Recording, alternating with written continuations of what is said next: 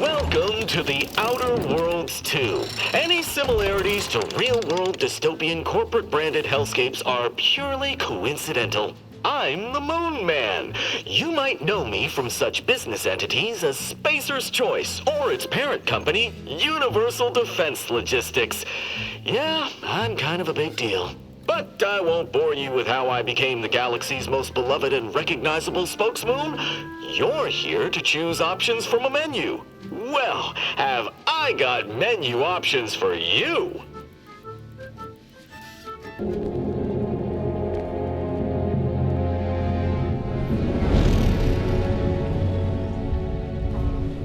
Commander, we've been hit by one of those space anomalies. Buddy? And the piloting system is down. Buddy. The astrogator's gears are shot! Get a hold of yourself. You're an Earth Directorate agent. Affirmative, Commander. What are the orders? Brace for impact. Unable to brace for impact.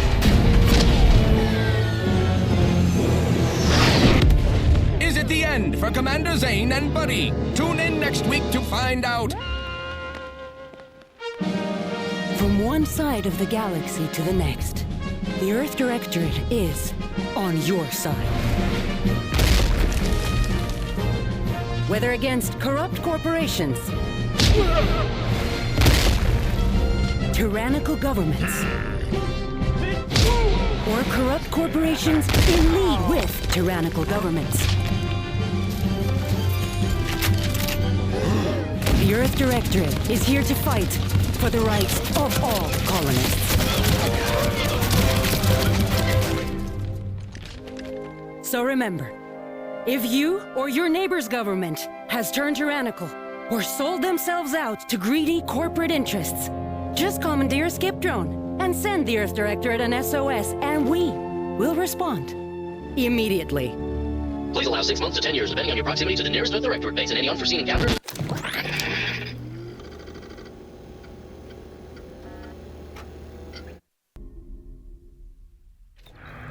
Commander, as always, I'm calling on you for a mission requiring both your unique intellectual prowess and aggressive instincts for item acquisition. Your destination is the source of all skip drive manufacturing, the Arcadian system.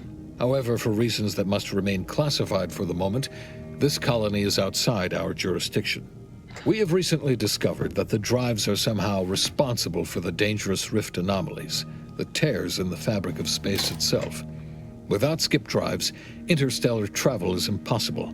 No conferences at which to tear apart your peers' half-baked theories. No jaunts to other systems to find rare historical items. No propagation of knowledge of any kind. In short, stagnation and death for the colonies. Your mission is to rendezvous with DeVries, our forward agent, and assist her in retrieving the information needed to determine exactly how the skip drives caused the rift anomalies. But be advised, if you or any member of your team are captured, you will be on your own. There will be no rescue. We cannot afford for this to turn into an intergalactic incident. Agent DeVries will be contacting you shortly to coordinate your plan of action. As always, I look forward to your academically grounded yet thoroughly imaginative musings in your summary report. Allah be with you and your team, Commander.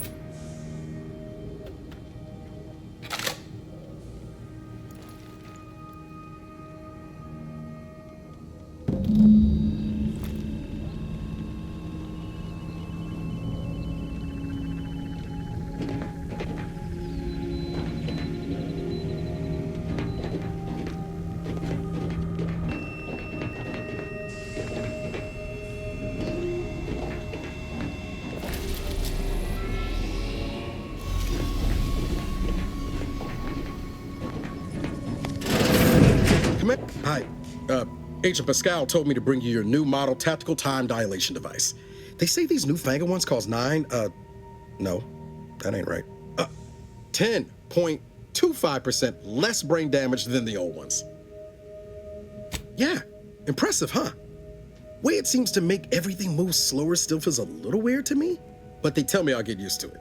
They say the way it works is like, well, You know how parts of your brain can become damaged if you're in suspended animation too long? It kind of does the same thing.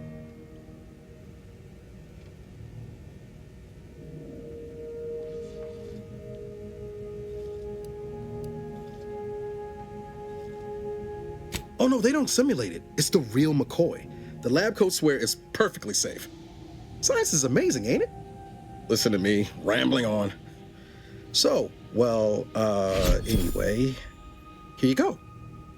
Look, Commander, truth be told, I asked to deliver it to you. I was just hoping to get a moment to ask you for a pointer or two, on how to be a great agent like yourself. Because, well, you're a legend. And the other agents, well, let's just say they disagree on just how I should go about it. Well, Pascal likes to joke around, but I think she's being sincere when she says it's all about looking out for the people who can't defend themselves.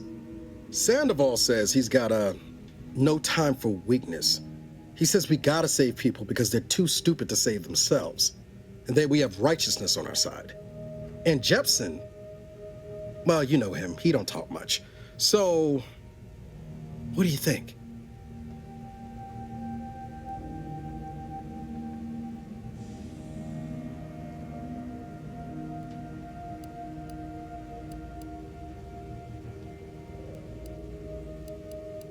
Yeah, there's some advice worth taking to heart. Anyway, thanks for giving me the time of day. Most superiors wouldn't.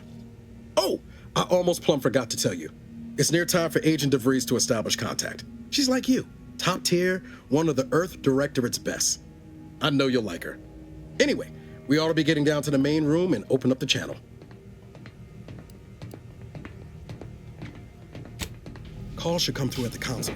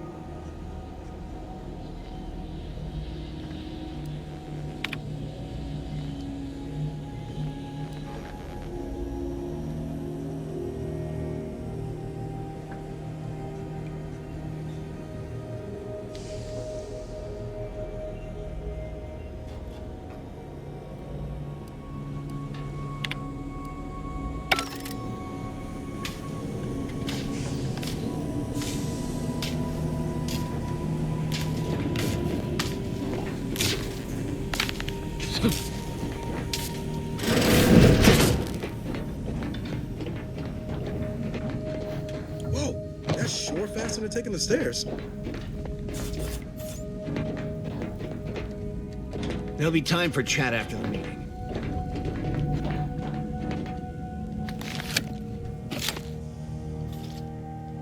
Commander, considering the danger and consequence of the mission we're about to undertake, I hope you'll forgive the lack of pleasantries.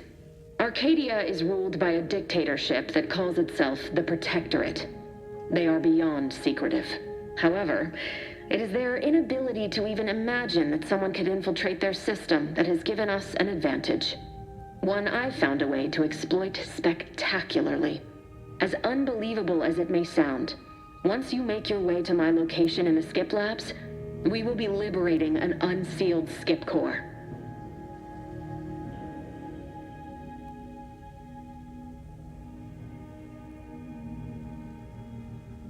Exactly right.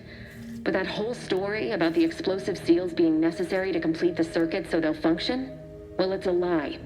The seals are just there to conceal the inner workings of the drive so no one else can duplicate them. Examining an unsealed one will be invaluable in helping our lab coats figure out how they cause the rifts. But you'll first need to make your way to the station proper from the landing pad. Hopefully none. Our mission's timing is fortuitous. Most of the sector's security was reassigned to the far side of the station in preparation for the imminent visit of their sovereign's family. They decommissioned several landing pads, including ours, to give them fewer points of entry to guard, giving us fewer chances to be intercepted. You'll just need to reroute power to open the door to the sector once you've landed.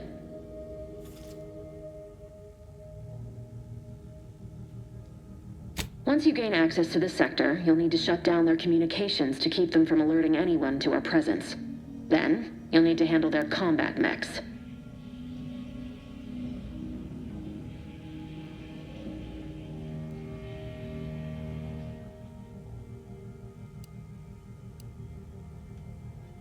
Likely you'd need to find a control terminal to access. If you can, though, shutting them down before they even know you're there is advisable. They're relentless and well-armored. I've managed to leave caches of tools and intel for you throughout the sector. I'd take advantage of all of them, were I you. This may sound simple, but I cannot stress this enough. Do not underestimate the danger we face. Come on, Agent. Haven't you heard? We're the best and brightest. We infiltrate corrupt governments before breakfast most days. Do you think this is some kind of joke? The Protectorate are the worst of the worst and will not hesitate to string you up if you're caught, if you're lucky. They think nothing of regularly chemically lobotomizing their own subjects for even the slightest error. Your life isn't the only one at risk here.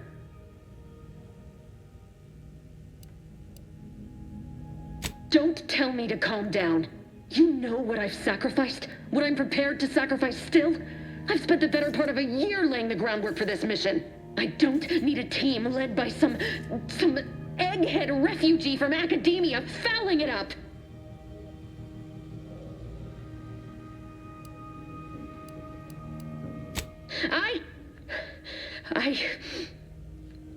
Yes, of course. You were in command here. I apologize if I allowed my nerves to get the better of me. It will not happen again. I promise you. I need to go now. My absence will be noticed soon. Once you land, I'll patch in over comms and guide you through the sector. Augustine! Agent DeFreeze. I just wanted to say we're all looking forward to working with you. Who? Niles? Is that you? Law, what are you doing here? It's been so long. I'm an agent. First assignment. Suppose I look a mite different now. Less grease. Oh, and no more smelling like fuel neither. Most days.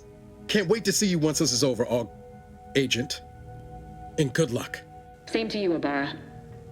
DeVries out. Navigator's warmed up in the cockpit, Commander. Whenever you're ready to fly us in.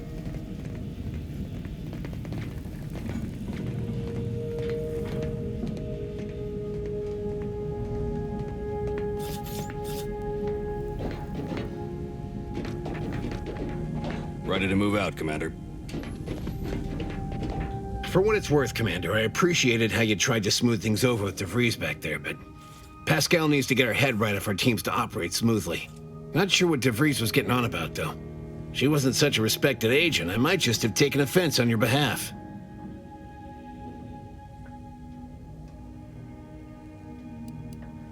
Way I see it, it's obvious that this mission presents yet another opportunity to bring a colony under the Earth Directorate's righteous control. Seems to me, Arcadia had their chance. It's time for us to put an end to this farce and set them on the right path.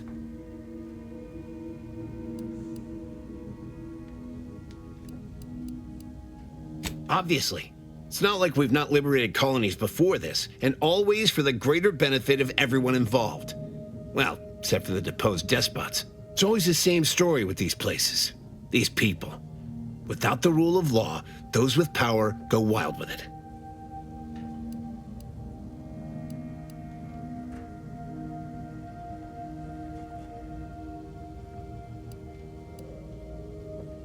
What, are you turning into Pascal on me?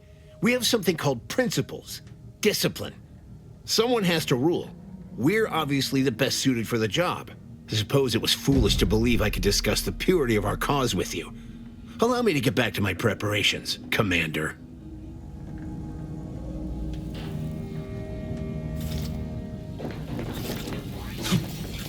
Awaiting docking procedures, Commander. Well, that was something. She was different than I remember her. But then she would be, wouldn't she? Just hope she's doing all right. Reckon the secretive nature of the mission and its import must be weighing on her something fierce. I hope it was okay to talk to her direct like at the end there.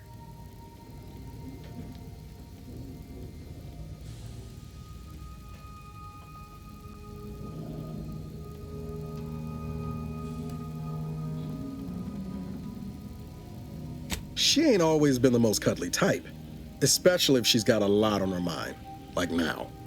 Just wait. She's solid as they come. You just gotta get to know her.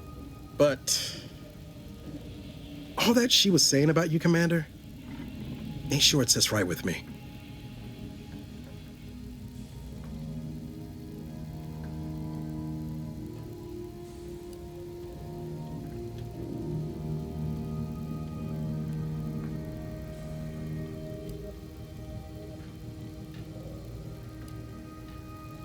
Whatever you say, Commander. Awaiting docking procedures, Commander. Apologies for all that back there with DeVries, Commander. I appreciate you sticking up for me all the same. But what was that all about? I was just offering up reassurances and Super Agent Extraordinaire DeVries lost her head. A crack from me shouldn't have brought that on. This whole mission, there's something off. I mean, law. We'd not even heard tell of this colony before, and they're the only ones manufacturing skip drives? How's that possible?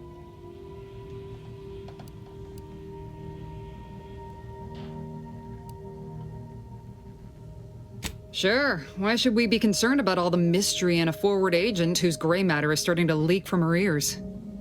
Seriously though, us sneaking around on a mission of such import just don't sit right with me. We're the Earth Directorate, Void, damn it. When we arrive, everyone should know it. The guilty should be soiling themselves, throwing themselves on our mercy. And just how is it any colony can be outside our jurisdiction?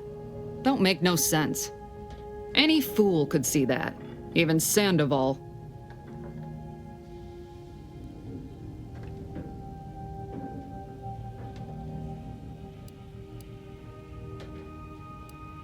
Nothing, if you don't take his unwavering belief in our righteousness and his refusal to think for himself seriously.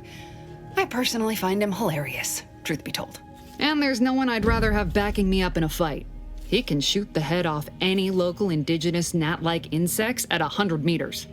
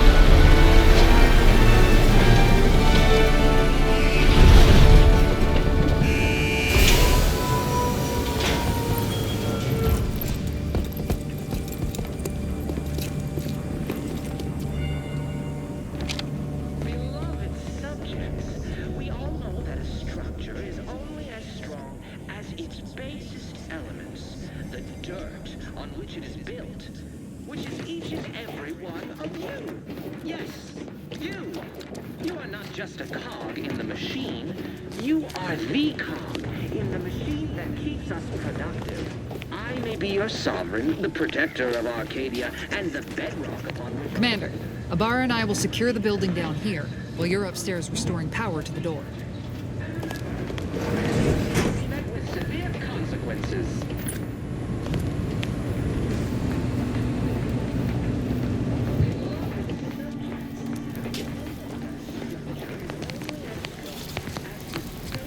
Agent DeVries's orders still stand.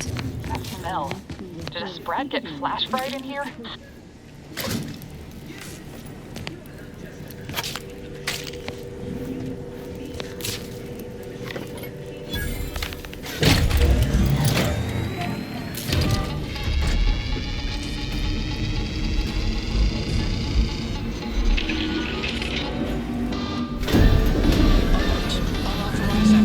The electrical system misfired somehow. Security's been triggered. This needs to be dealt with quickly. Expiring without permission will result in demerits being assigned.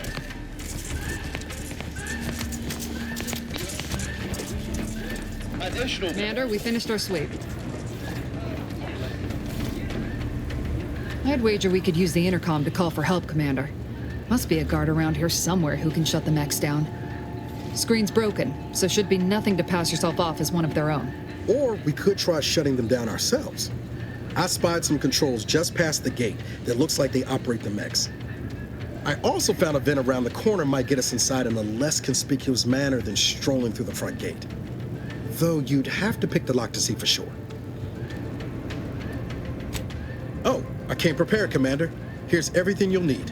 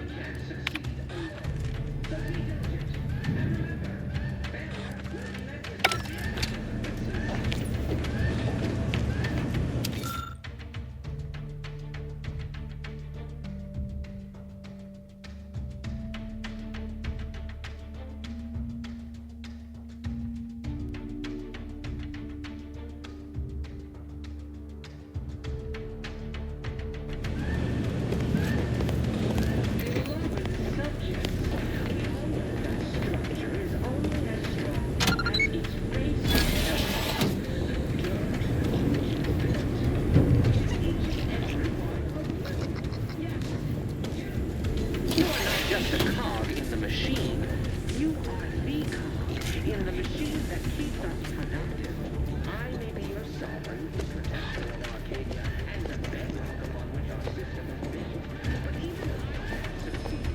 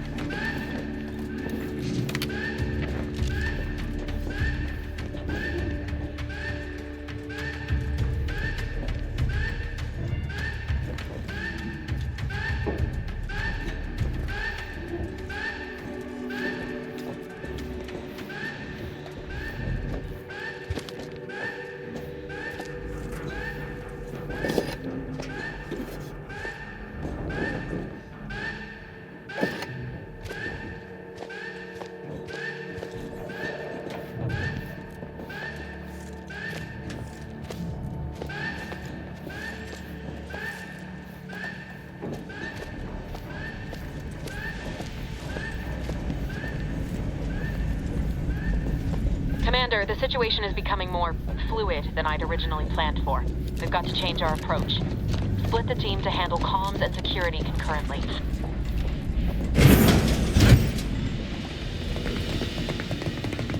Good to know DeVries is consistently on edge. Wasn't just me.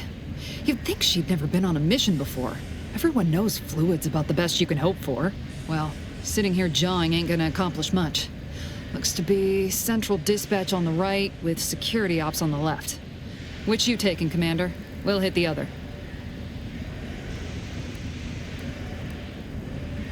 Kinda figured that'd be your choice. Shoot a couple for me, will you? Ibarra and I'll take security ops, then meet you at the skip labs. We'll stay well out of trouble, won't we, Cadet? That's right. Like you told me, Commander, everyone's well-being depends on our success. If whatever's going on here is as bad as the Chief thinks, then we'll make an end of it. Right. Well, then, notwithstanding Ibarra's enthusiasm here, or DeVries' concerns over fluidity, I'm fairly certain we've got this under control. Rest easy, Commander.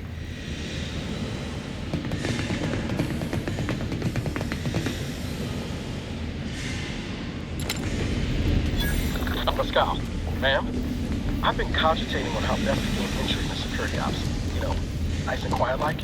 Oh, you gonna school me on some of that newfangled academy training of yours? So long as it don't result in us being unceremoniously shot, suppose I could hear you out. Being shot certainly part of it. Sovereign's family's visit. Surely you don't think it's anything untoward. A surprise appraisal of our competency.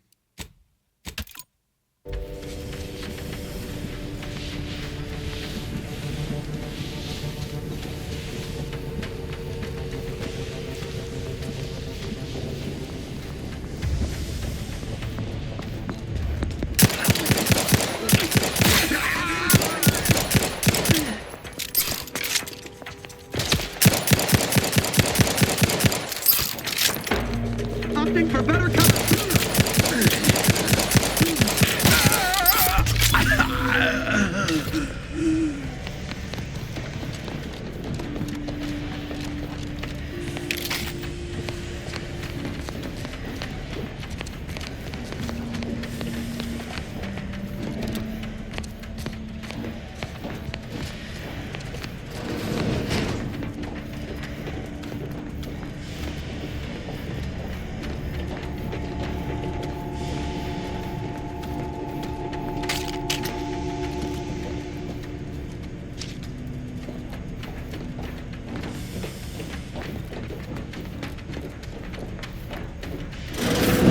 Jensen and I are in position above the sector, Commander.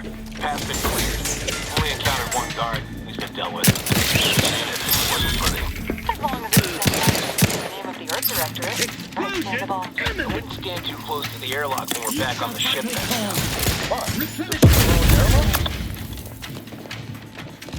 See grenade? Away!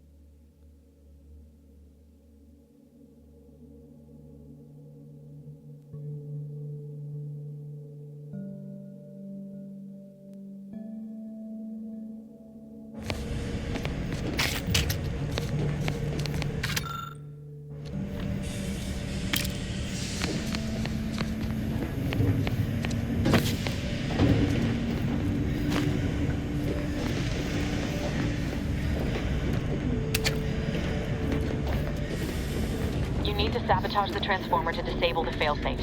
This will allow you to open the door and proceed. I left the manual in the locker to your right in case you need it. Which is each and every one of you.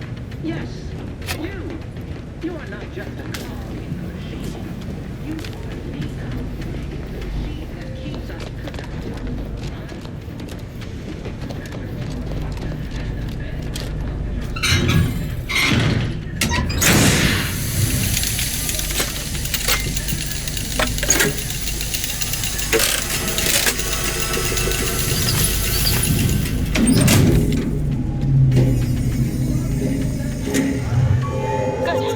Now that that's done, did I forget to mention the alarm? Just ignore it and get to the manual override in the control room as soon as you can.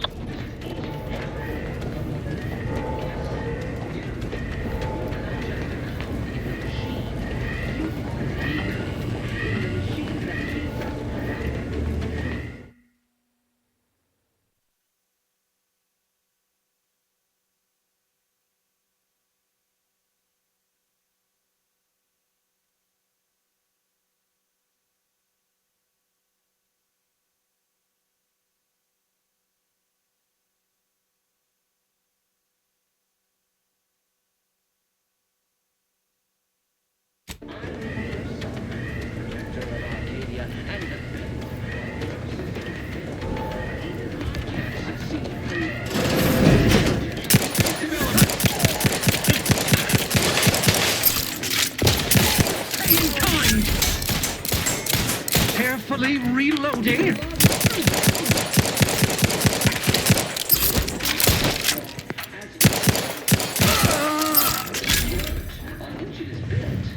Which is each and every one of you. Yes, you. You are not just a cog in the machine. You are the cog in the machine that keeps us productive.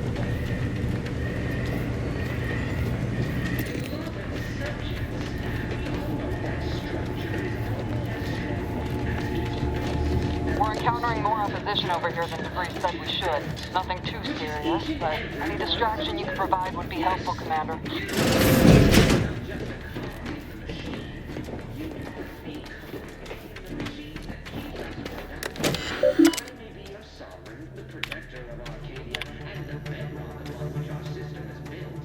But even I can't succeed alone. So be diligent. And remember, failure will be met with severe consequences. Encountering more opposition over here than DeVries said we should. Nothing too serious, but any distraction you could provide would be helpful, Commander. Structure is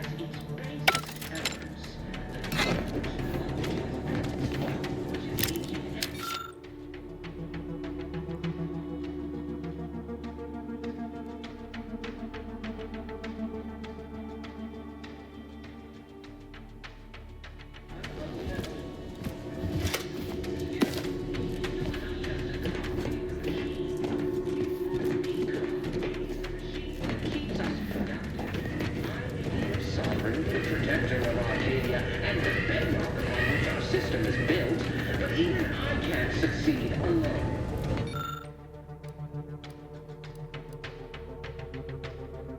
So be diligent, and remember, failure will be met with severe consequences. Comms are down. This is going better than I expected. The nearby elevator will take you out to the rendezvous point. I'll see you and your team soon at the Skip Labs. State invasive element!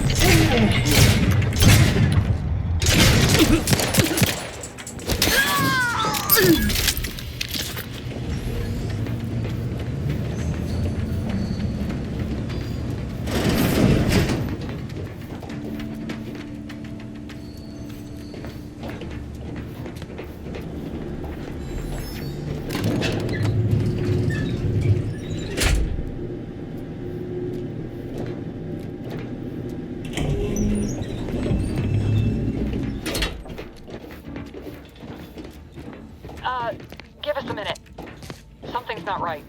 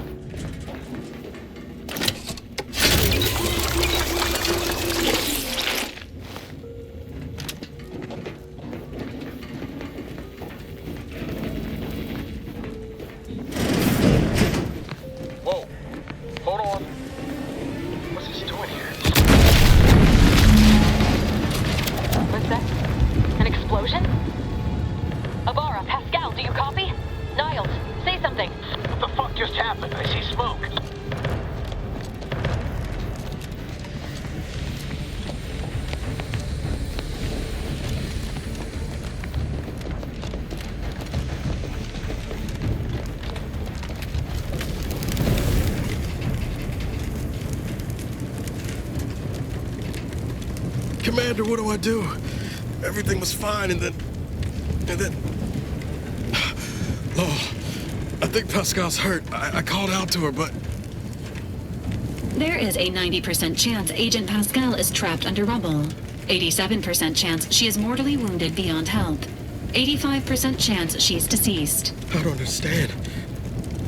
Everything went bad so fast. But we can't stay here. The mission. We've got to complete the mission.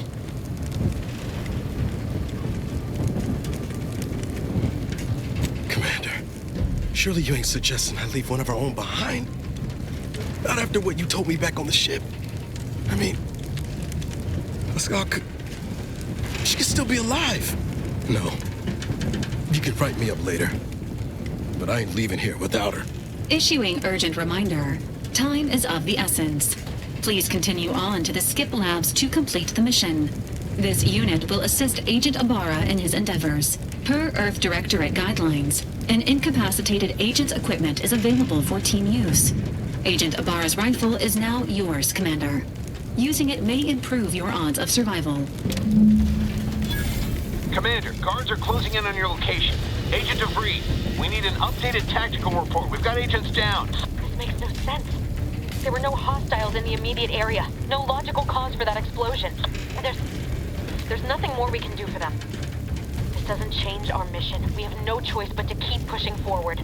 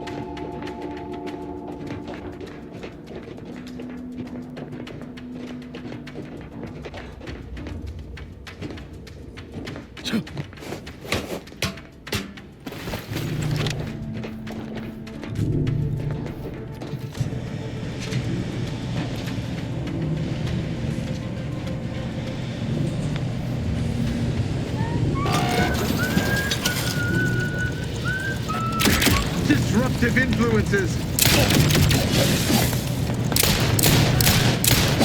Enemy dead!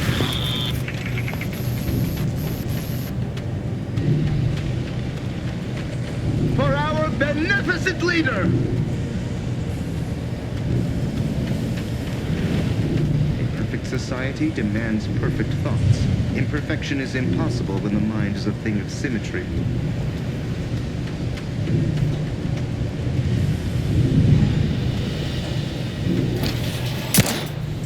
They walk on. Mind relinquish!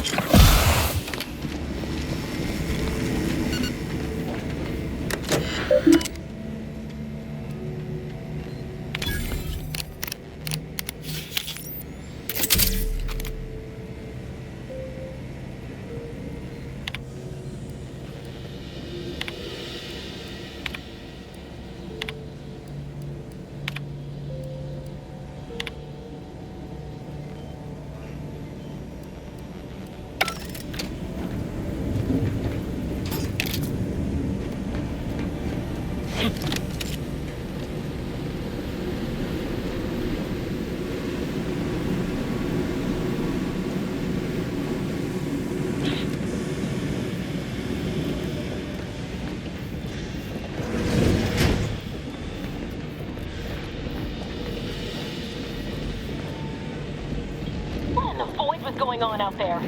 Did you think shooting up the place was a good idea right now, after what happened to Niles? You need to stop the tomfoolery, take the lift behind you, and get to me as soon as you can. It is imperative we retrieve this unsealed core and escape this station.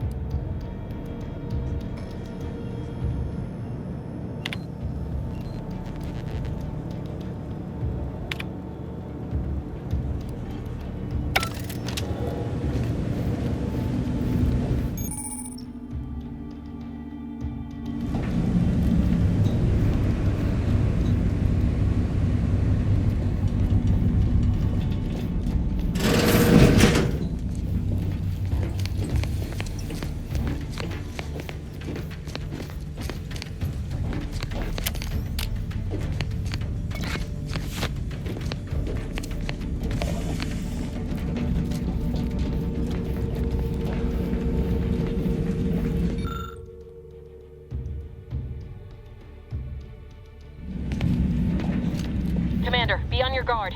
I'm picking up increased security activity in your area. They'll be at your location at any moment. This is not a drill. Or it is. It would be interesting. It is not our place to question.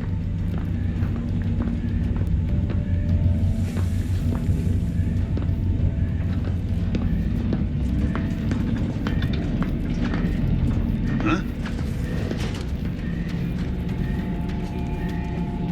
Back to it.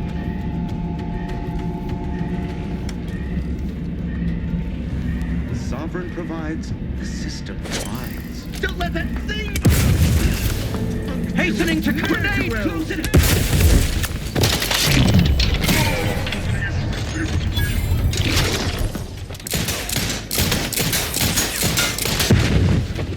Minimizing its fulfilling my will!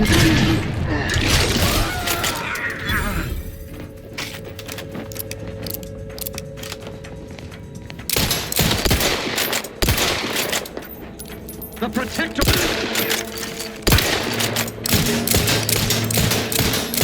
Ammunition depleted.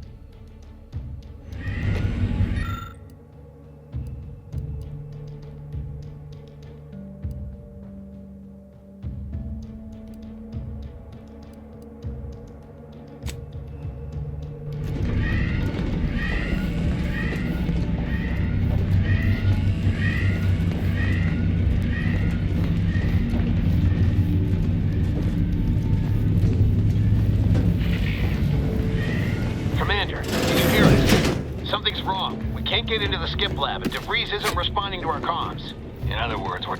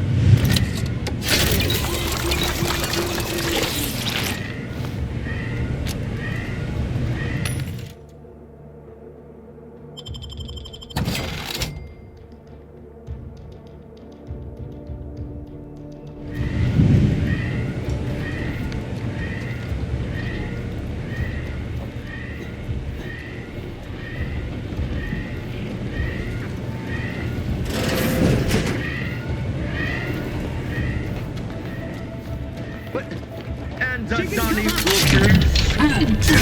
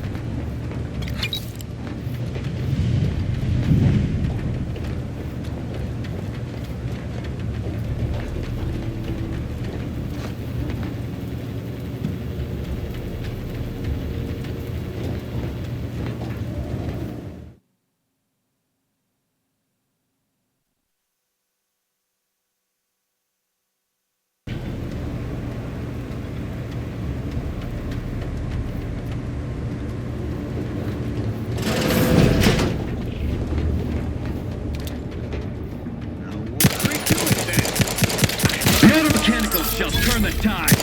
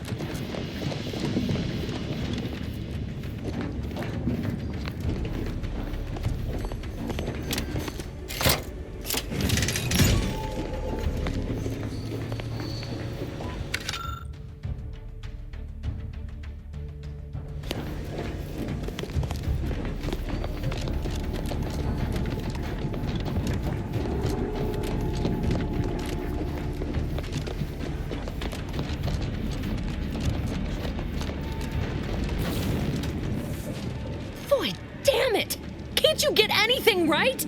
You were supposed to be dead already.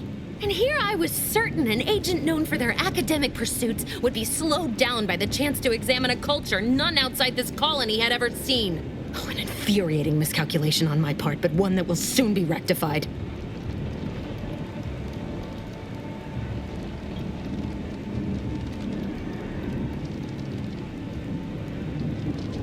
Let me put this simply. Simple enough for even you to understand.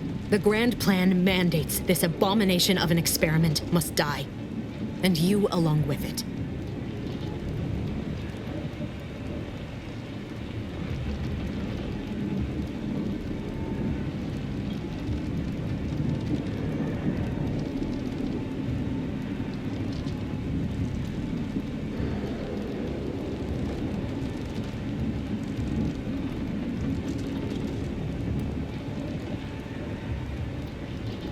I have neither the time nor the need to explain the veracity, the nuances of the plan to one such as yourself.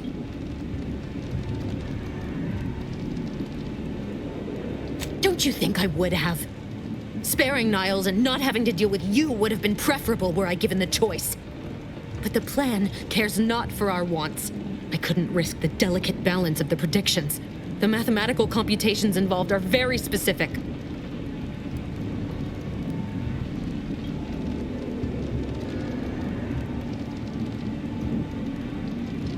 There is no chance involved. This is no mere whim. This is happening as it must, and we have naught to say about it. Farewell, Commander.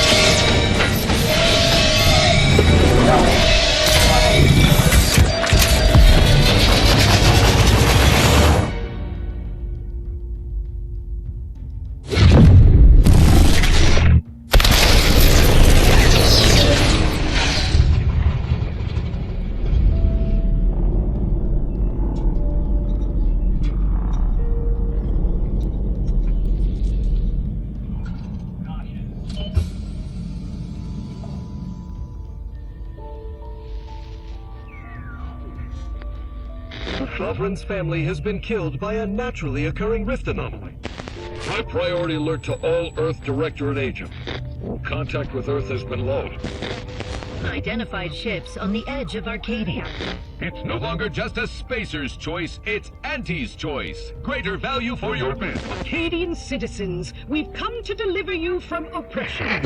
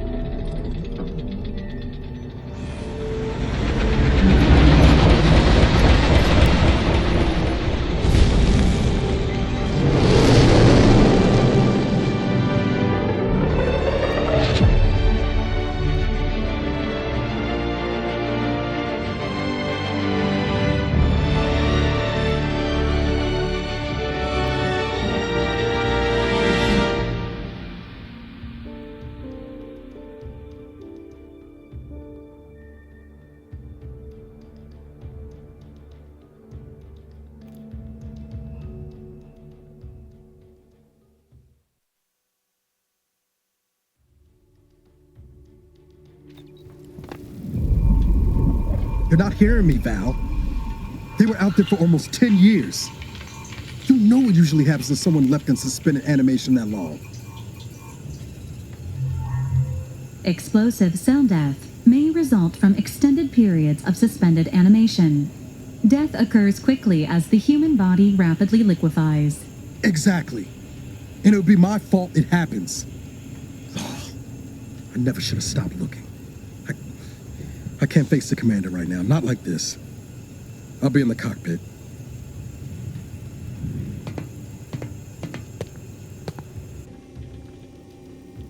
Welcome back to consciousness, Commander.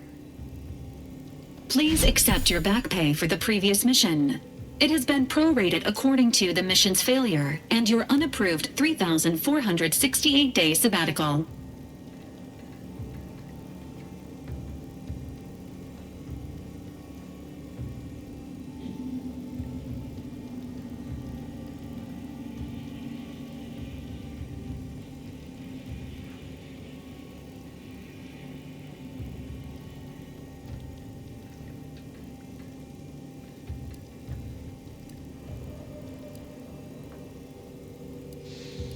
This unit is not programmed to judge the activities of off-duty agents. Revival protocols mandate a physical and cognitive test to confirm mission readiness.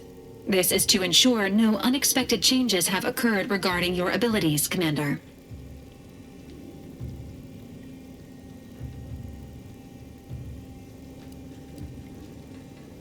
Say,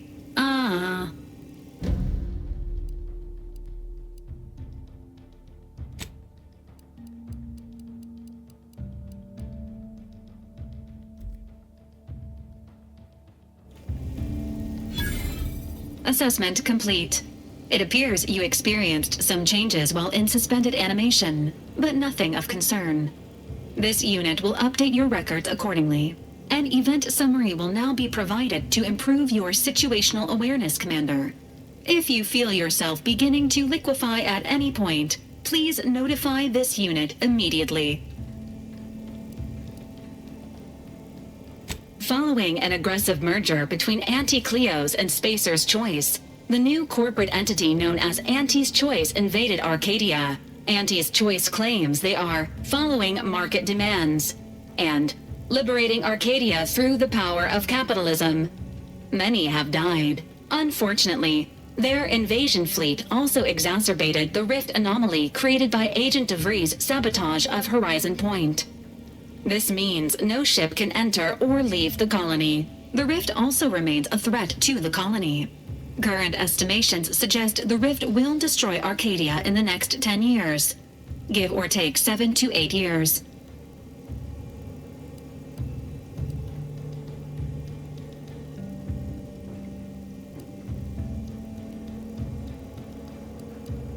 Correct. At some point in the next decade. The rift will result in the complete annihilation of all life in Arcadia. But currently, it is a low to medium priority concern. Agent Ibarra has expressed far more confusion and alarm about Agent DeVries' latest actions.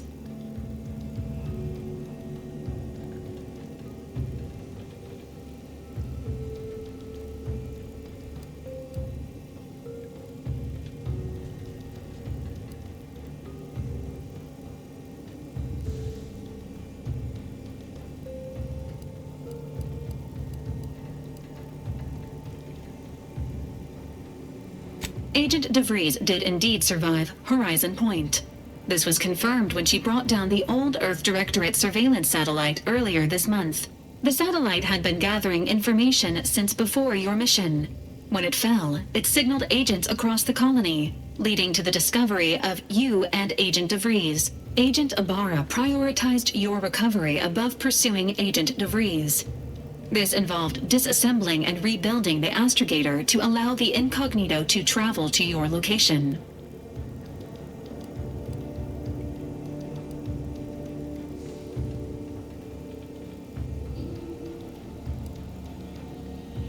This unit has observed a marked improvement in Agent Ibarra's hygiene regimen since the satellite was brought down. He is shaving again and routinely changes his clothing. Final update. Due to the deaths of every other squad member, Agent Ibarra is now a full agent. He is currently in the cockpit. Please extend your congratulations when you see him.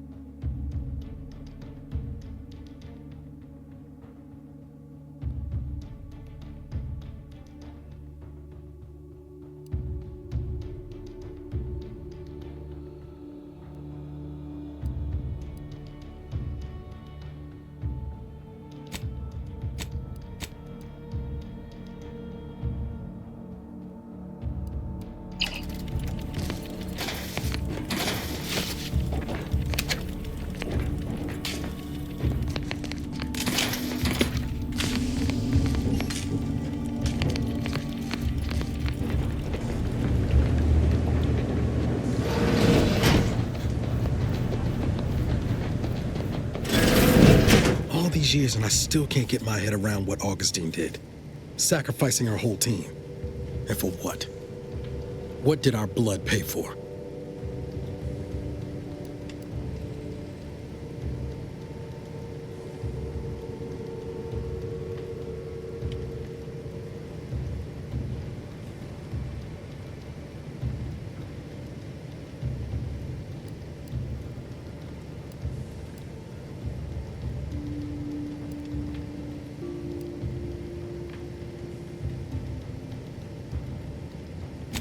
Oh, Commander. Thought you were Val. Glad to see you up and ambling about. And not, human stew. Seems so. Better luck next time, I guess. You know, when I first learned some of the escape pods made it away from the station, I'd hoped. I did search for you, Commander. Just as soon as I was able. Might be you're giving me more grace than I deserve, but either way, thank you. So then, I gather Val's described our state of affairs? Confirmed. The commander has received a full briefing on the following topics: the invasion of Arcadia, the Rift, and Agent DeVries' survival. DeVries. Would have been better if she joined the dead. I figured she'd done just that until I got the alert that she brought down the Earth Directorate satellite. If she's of a mind to, she could use the information on that thing to destabilize the Rift and destroy Arcadia. She was one of us, Commander. It's our responsibility to stop her.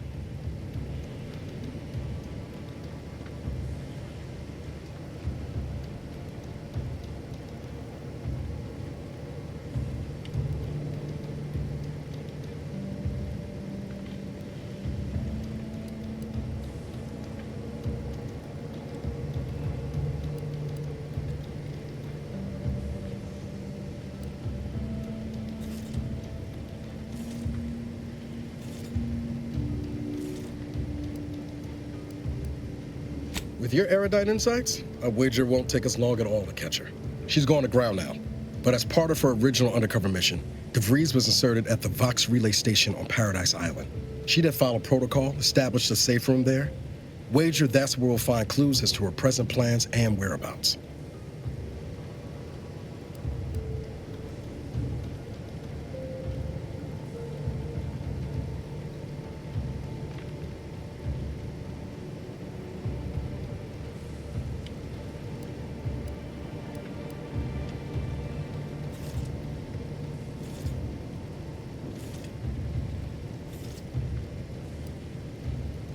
Thank you, Commander.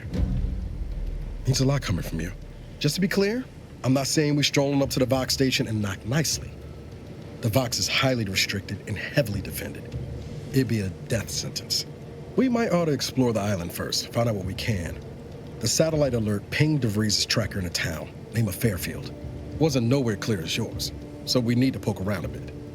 Doubt she's there now, but it seems a better place to start than insulting her Protectorate communications hub.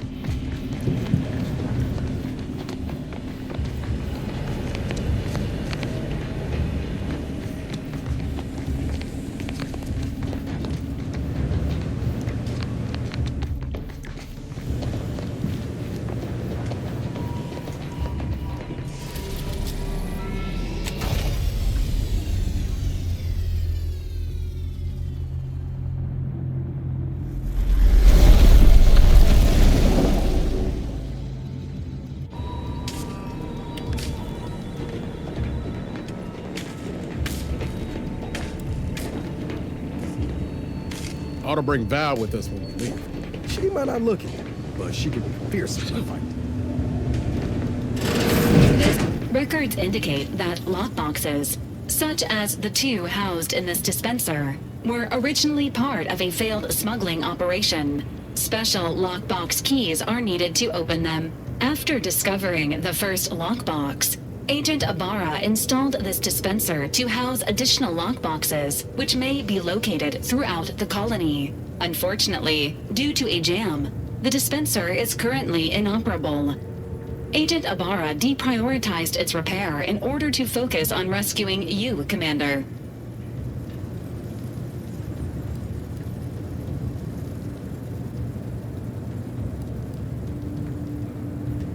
Tampering may result in damage to the container's contents. Theorizing.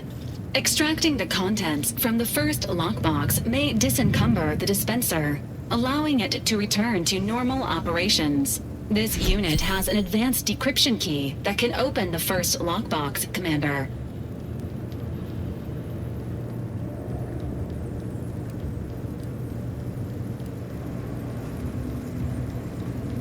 Helpful addendum. Scans also indicate an Anti's Choice dematerializer within the first lockbox, which you may find useful in the discreet disposal of bodies, Commander.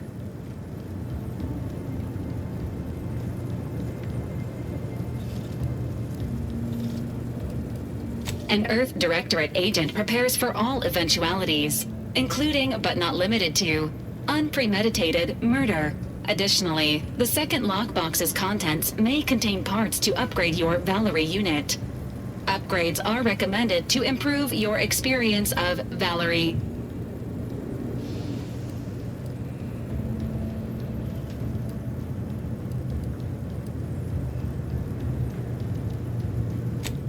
An upgraded Valerie unit will boost the team's overall level of effectiveness by an estimated 87.3%.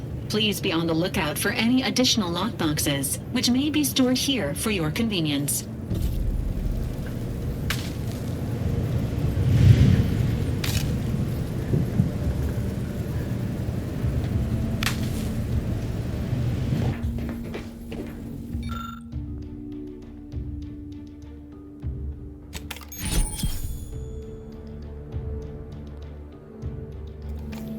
Congratulations on your acquisition of the dematerializer. The dispenser is now functioning normally. Your ability to conceal homicides has also been increased by 85.9%.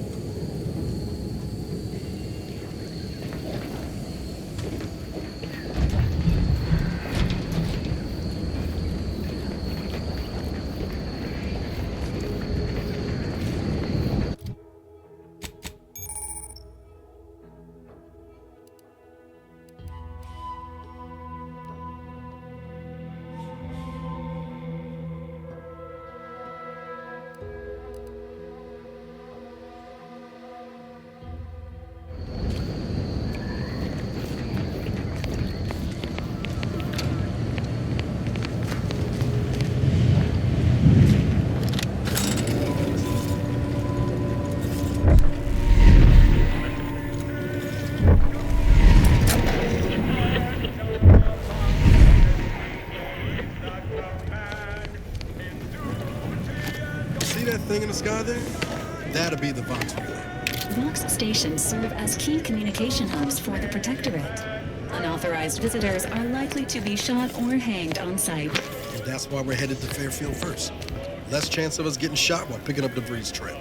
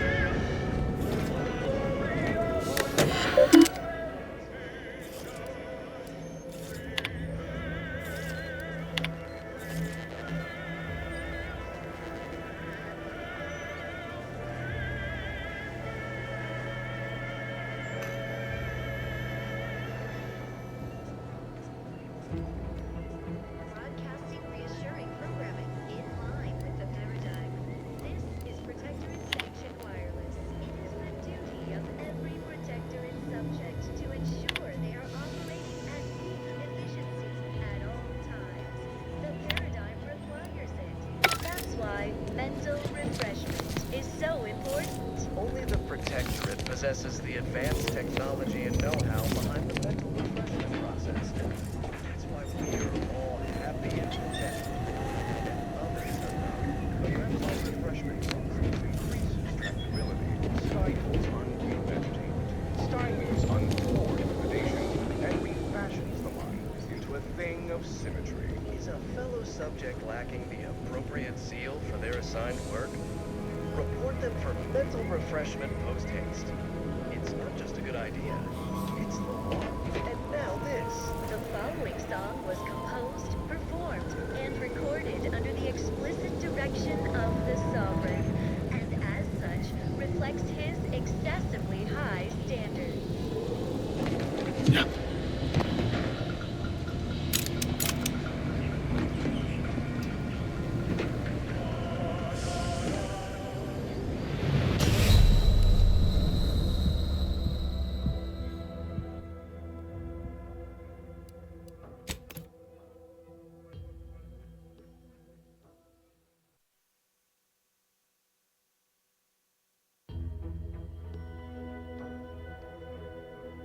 I'm the mental refreshment process.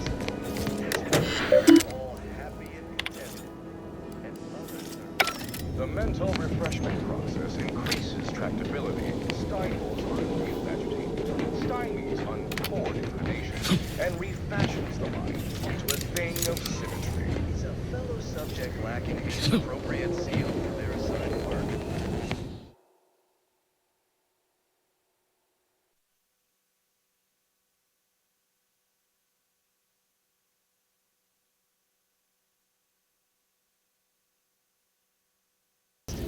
It's not just a good idea, it's the law.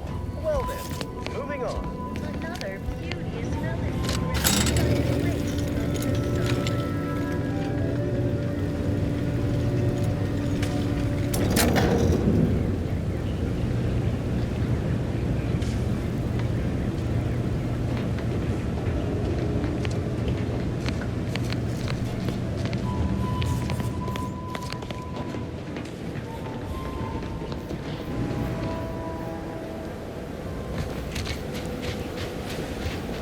Christmas sounded glib. That ain't a good sign. Correction. The sign seems to be functioning nominally. Can't say the same for the trooper.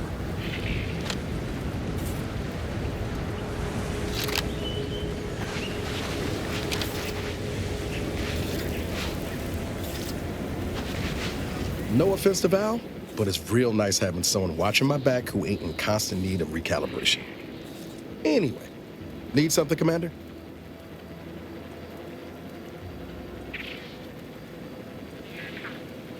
Sure.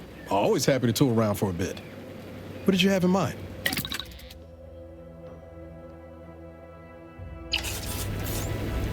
Is it me, or has my ankle been squeaking? You can hear it too, right? Must be the damn rotator again. Anyway, need something, Commander?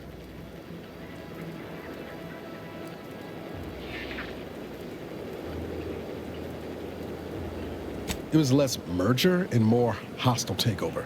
I don't have all the details, but it sounds like Spacer's Choice tried to outmaneuver Anti-Cleo through quasi-legal means and got a hell of a lot more than they bargained for. And now her new brand's been turned into an invasion force bent on conquering the entire system. Funny how life works out.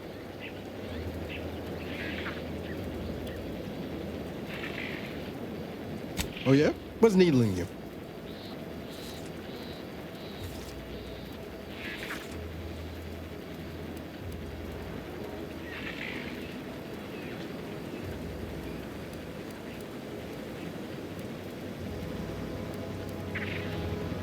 Fair point.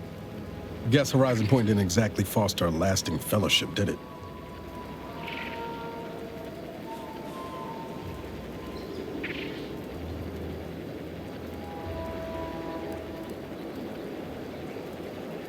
All jesting aside, what's there to tell?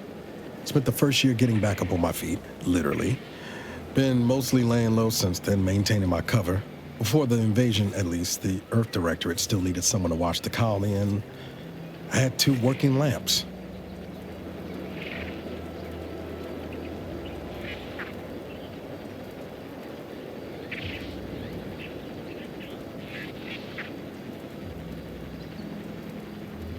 Not always. Went a couple of stretches there on low power to avoid detection from Protectorate patrols. I usually shut her down for a few cycles then. The way you're gawping at me right now makes me think I answered that question wrong.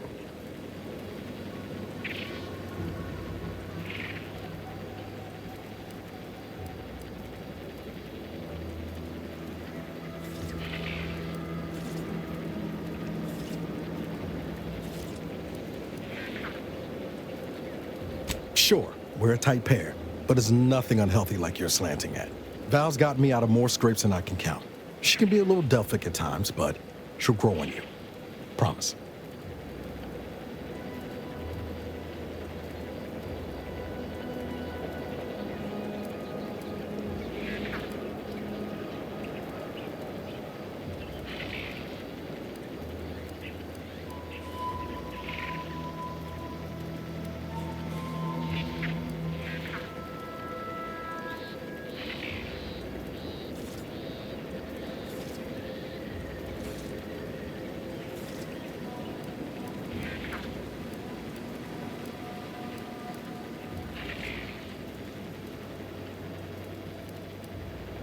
I appreciate the concern.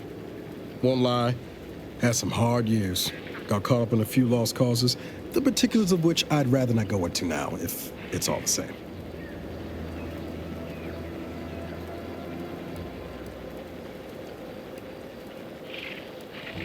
I found you. Oh, and Val's been stalling less since I patched her acclimator. Ship doesn't smell anymore. That's about it. Spratwurst. I was trying to teach myself some new skills in the galley. Val got it into her hardware. I needed a hobby. I figured Spratwurst ain't an easy meal to mess up.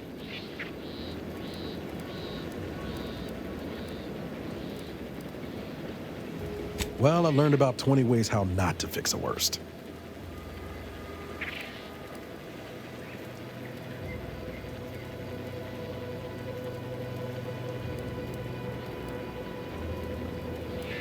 Like most colonies, good people being ground down from above.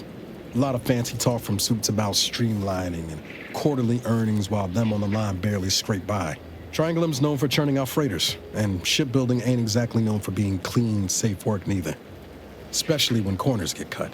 Can't remember a time I didn't end the day all banged up, filthy, and smelling like I just crawled out of an exhaust port.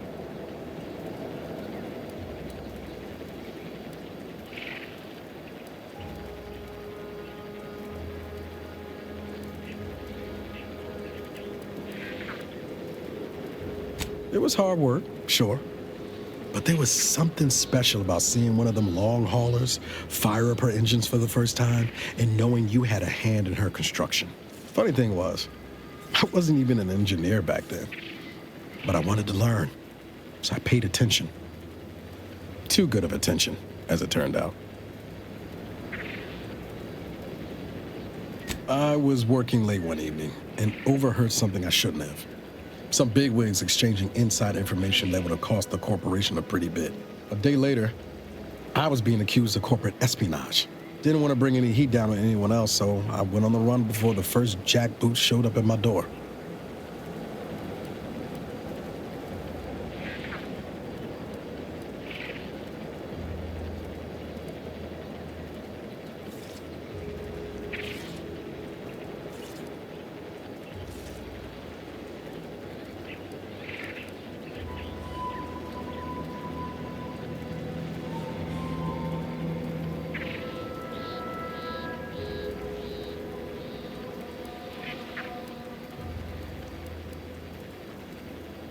Oh, now, you'll have to tell me what those other things are sometime.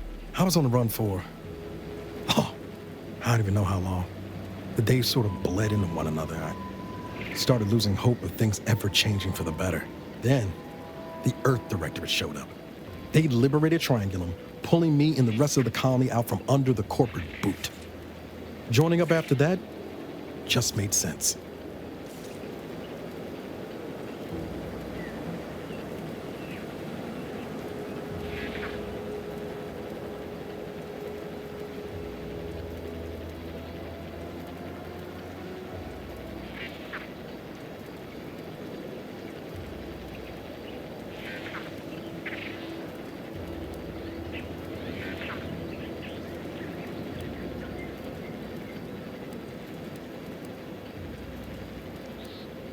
My folks shuffled off the motor coil when I was little. Assembly line accident. Got passed between some distant relations for a few years. They tried their best. Weren't cruel or nothing, but life on Triangulum was tough. And they had their own families to worry about, you know? I didn't like feeling like I was adding to their burden, so I struck out on my own just as soon as I could. And well, you know how that turned out.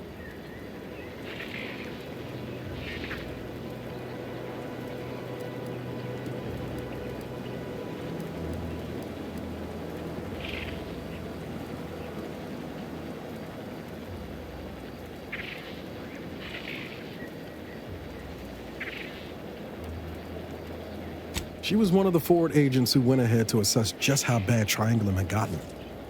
We met while I was in hiding, and I helped her learn the lay of the land, as it were. She was no nonsense. I thought her one of the smartest people I'd ever met. And while she could also be cutting, I felt like I only caught her edge when I deserved it. I liked her. And for some reason, she seemed to take a shine to me. But she wasn't around long. By the time I officially joined up, she'd already moved on to the next mission.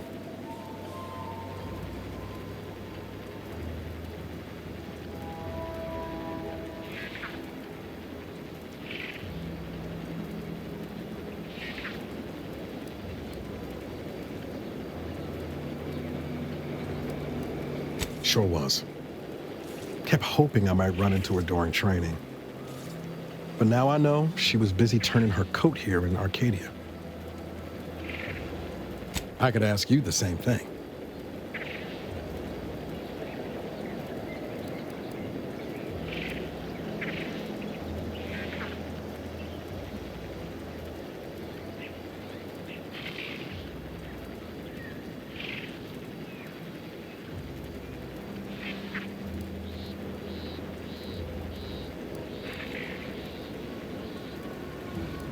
Sometimes I wonder what would have happened if I'd gone back to my old life instead of becoming an agent.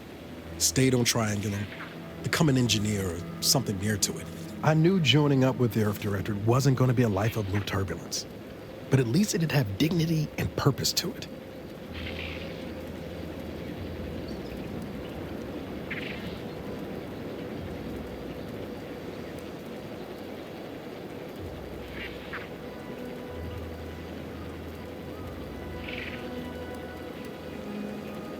Much dignity in having your limbs blown off. Sorry, that was blunt.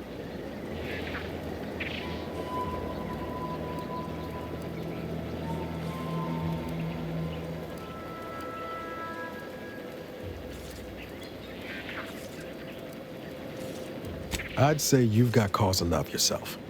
10 years lost ain't nothing to sniff at. But back to your initial question, Do I regret becoming an agent? Yeah, some days.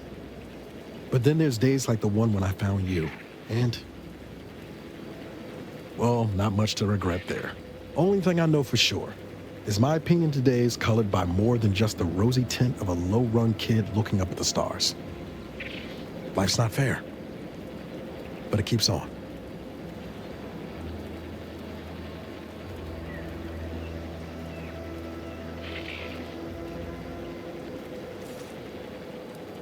Yeah, I sure came by that wisdom, honest.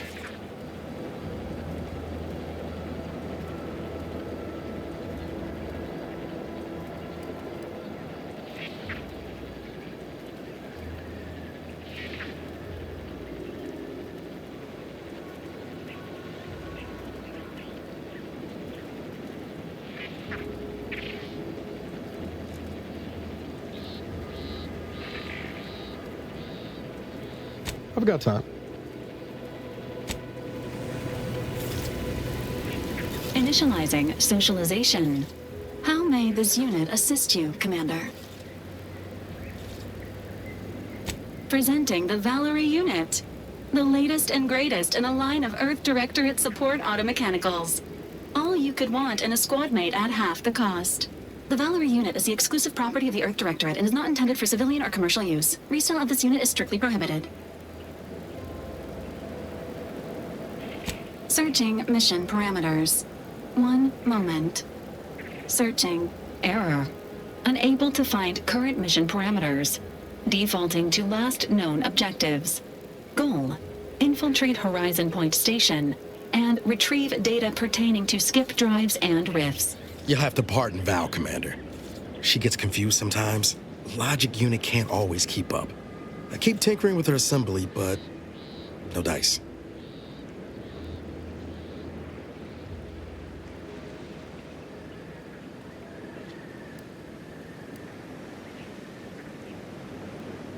Mighty kind of you to say. Just wish I could do more. But I suppose age comes for us all in the end. Do you have any other queries, Commander?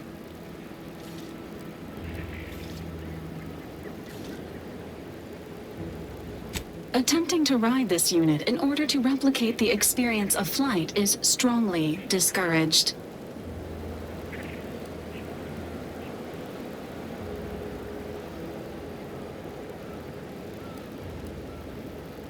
This unit can support up to 100 pounds of weight while still remaining airborne, and is not ideal for body transportation or disposal. Do you have any other queries, Commander?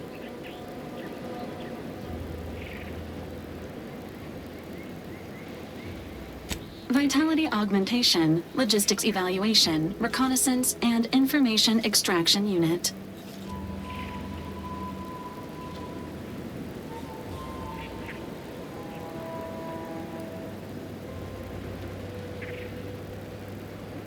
This unit was first deployed on a mission to Redacted more than 10 years ago and was primarily credited for that operation's success.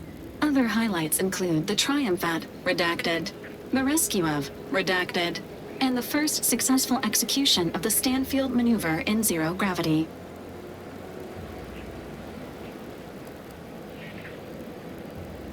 This unit commends the agent on an excellent knowledge base. Attempts at the Stanfield maneuver, as proposed by theorist Marion Stanfield, has resulted in multiple deaths, mutilations, and maimings, leading to a ban shortly after discovery. Do you have any other queries, Commander?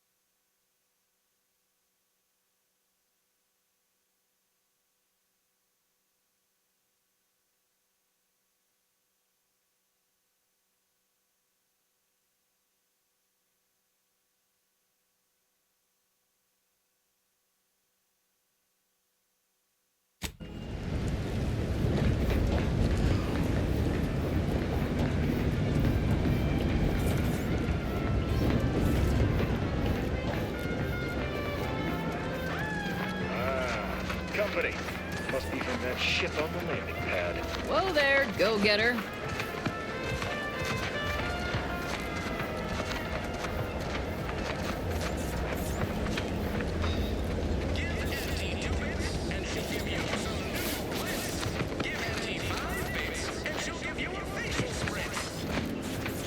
Welcome to Fairfield, now under the new and improved management of Auntie's Choice. I'd usually ask if you were affiliated with the previous regime, but you lack the bewildered gaze of a Yeseng protectorate subject. Even so, going to have to ask you to identify yourself. Still a war on and all.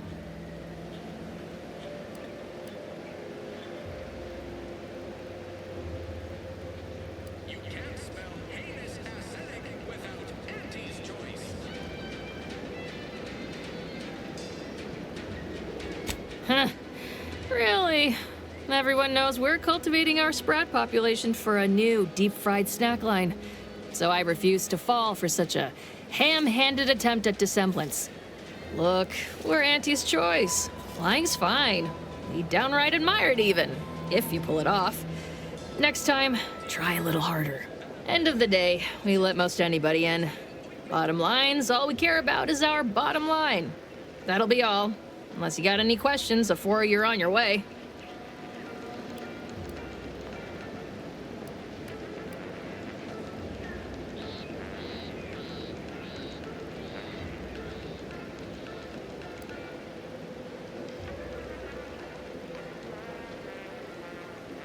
What? You been in hibernation or something? We're here to bring the free market's liberation to the people of Arcadia. And Arcadia's bounty to the rest of the galaxy, of course.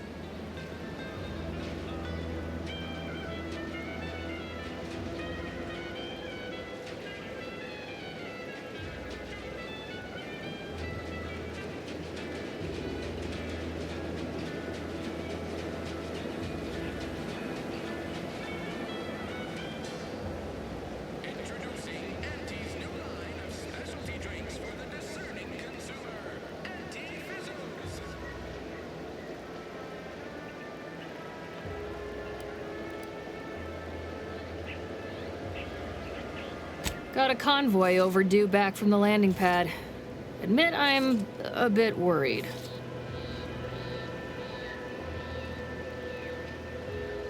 Something tells me you ran into the reason they ain't been back.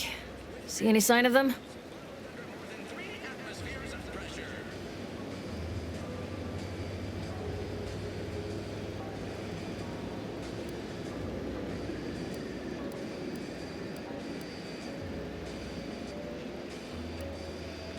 Damnation.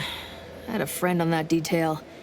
He always carried this, keepsake. You didn't happen to find it, did you?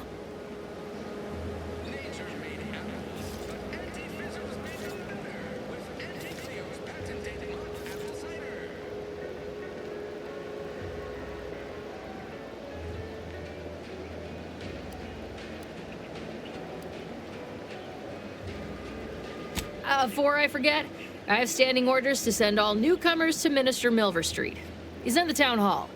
That'd be the one with the giant hologram on it. Can't miss it.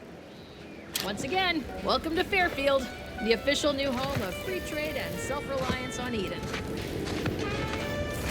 Too much Spacers Ale. Try Auntie's Choice Pepper Pills. Good for what ails you.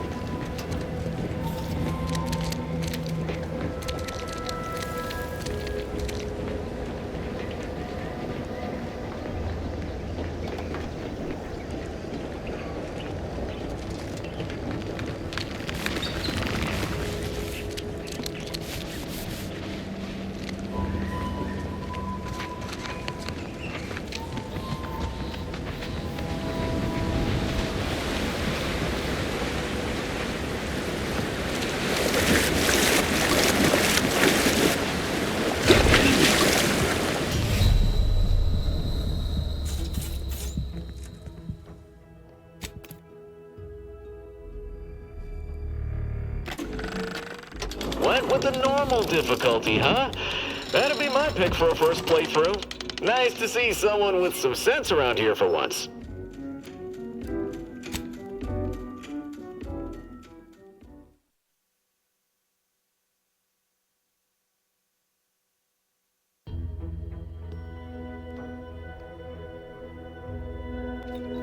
Too much Spacers Ale. Try Once again, welcome to Fairfield, the official new home of free trade and self-reliance on Eden.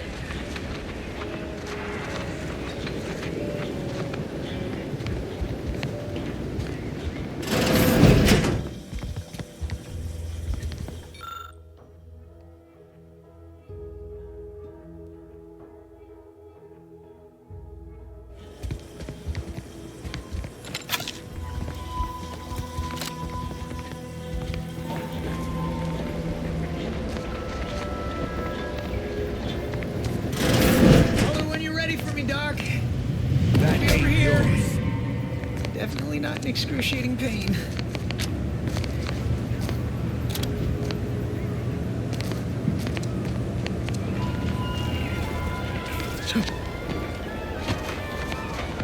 Keep your petty skepticism. I'll pay my tab in no time. You'll see. Yours. Auntie's been looking for you, criminal.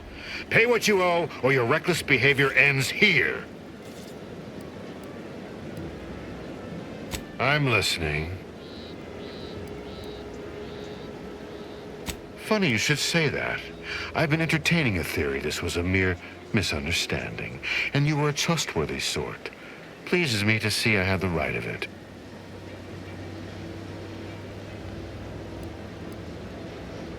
Pleasure doing business with you. Watch yourself in the future.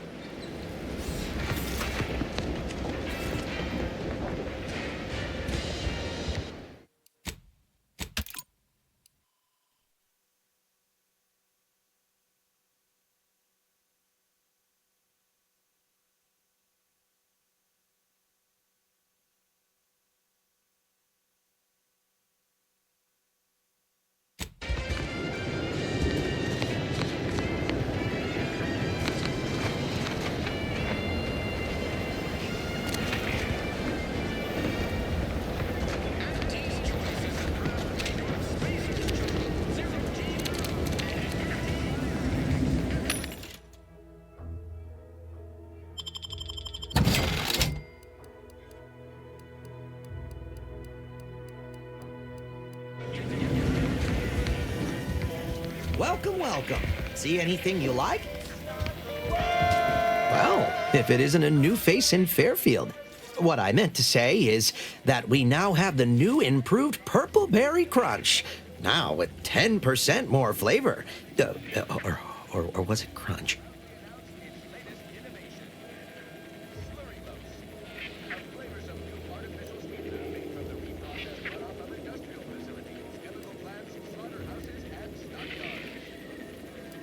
Oh, no? Wait, is it customary to hand out prizes to newcomers? Apologies for the blunder. Anyway, let's try this again. Welcome to More Perfect Goods, a proud Auntie's Choice franchise. How can I improve your day? I've been working the store going on a few weeks now. Got promoted shortly after Auntie's Choice liberated Fairfield. Still finding my stride with all the marketing suavities, as you witnessed. Advertising's been a right struggle to get a hold of, much to my chagrin.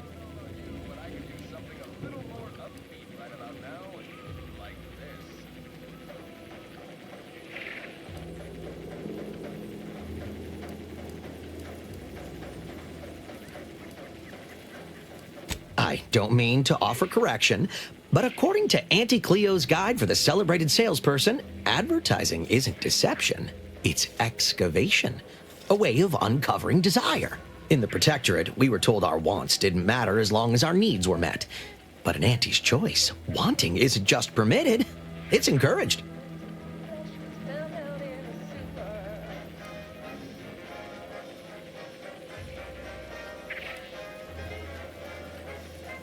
Associate Waste Systems Technician. Wasn't the job I wanted, just the one I got. Came home smelling like a sewer sprat more time than not. I do not miss those days. I should count myself lucky that putting words together in a way that sounds smart is the hardest challenge facing me in this job. Reckon I'll get better over time. I hope.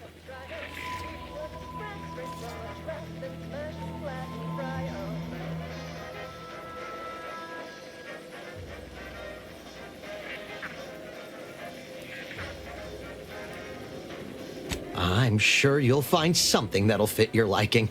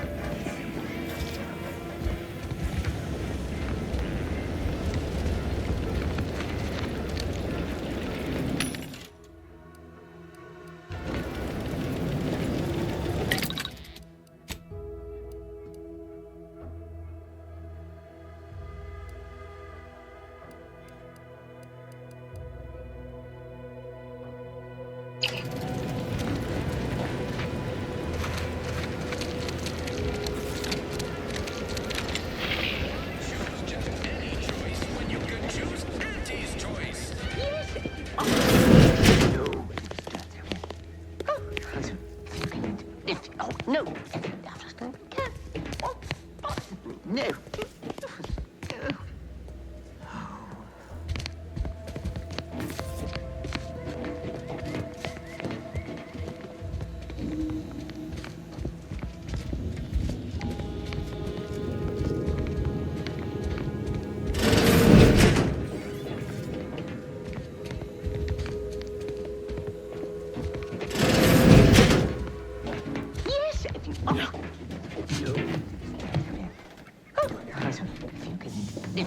No.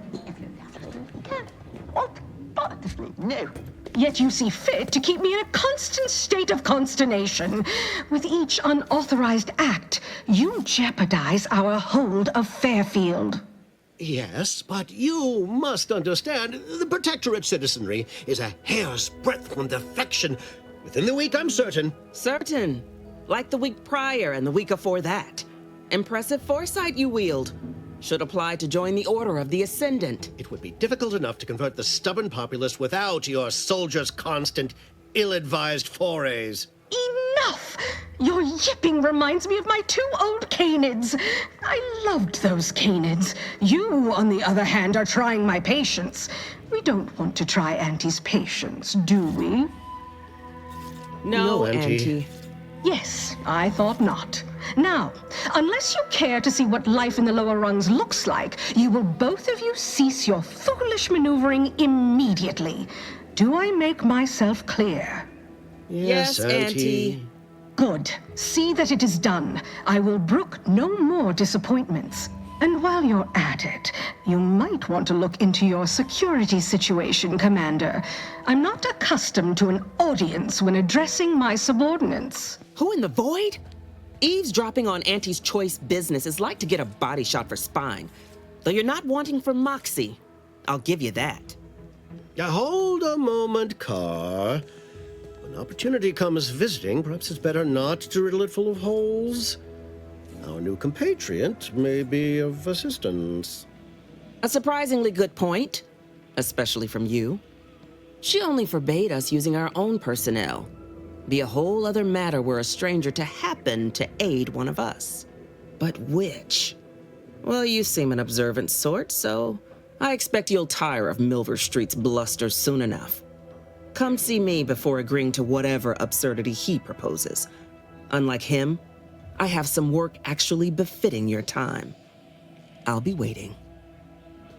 Alone at last. I never thought she'd leave. Now then, Allow me to introduce myself. I am D.B. Milverstreet, Minister of Marketing, Duke of Demographics, Commercial Condottieri, President of Promotional Material. Tell me, do you believe in signs?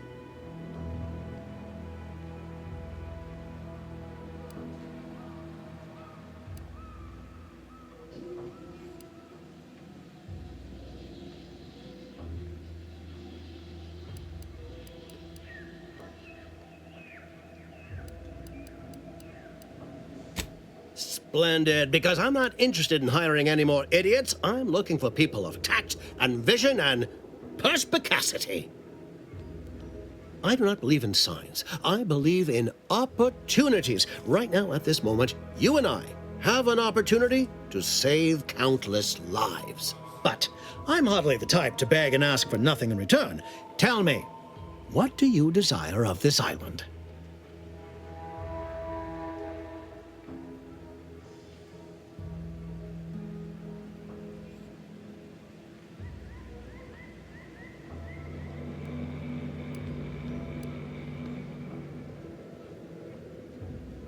With that hat? Absolutely not. Is this a bad time to mention I can read lips? I've some faint recollections of the fuzz beneath my hat. Perhaps I saw such a name amidst my perusal of the Protectorate domicile assignment records. The record room is in this building. You have my permission to peruse at your leisure. But surely a go-getter like yourself has more ambitious goals on our island. Share them with me, and we can brave them together.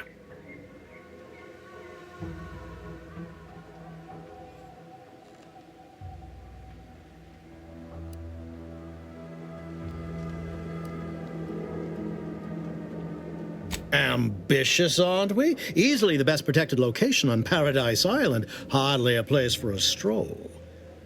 But if you assist me, I promise to get you inside. Better yet, helping me shall result in our saving dozens, no, hundreds of lives. Your conscience shall be renewed.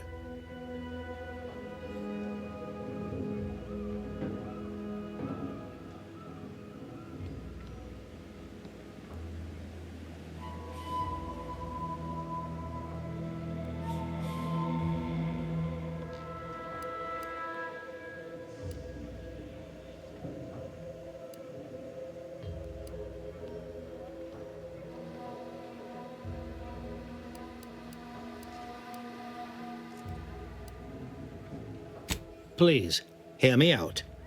Auntie may demand Carr and I do nothing, but for each moment I remain inactive, dozens fall in meaningless combat. I seek a persuasive method of alleviating this conflict.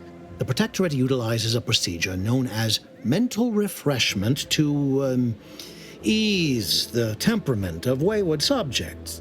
The Ministry of Accuracy contains vital information about the process and where it is performed. This is the prize I seek. I previously sent a grafted soldier, Trooper Sealong, to retrieve said information, but I have not heard from her in some time. Consequently, I must presume the worst.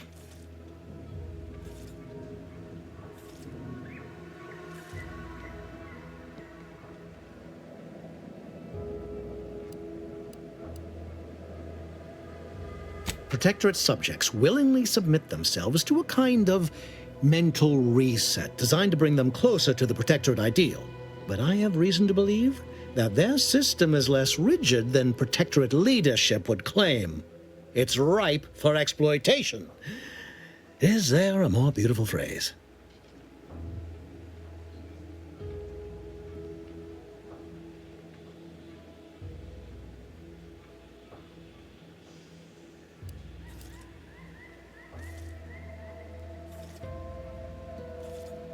Grafted soldiers were the subjects of the Enhanced Soldier Program, so named as its intent was to utilize nature to enhance a soldier's natural talents.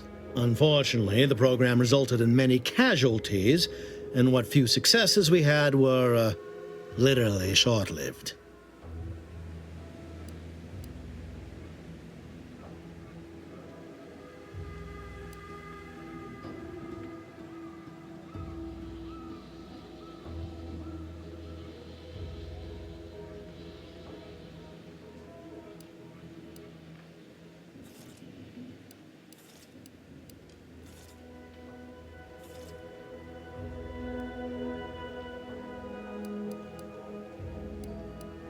I may be a motivator of persons, but I'm also something of a realist.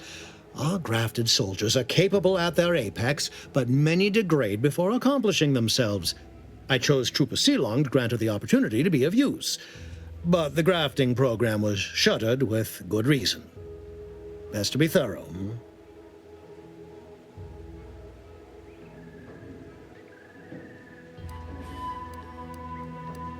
You should go talk to Carr.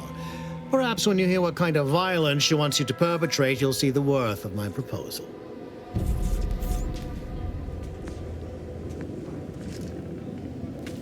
No offense to Val, but it's real nice having someone watching my back who ain't in constant need of recalibration.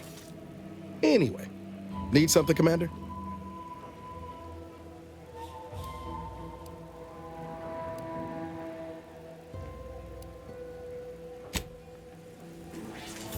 Watch out for that Auntie Cleo. I know she don't look it, but she's more dangerous than she seems. Even the whole of Spacer's Choice couldn't outmaneuver her.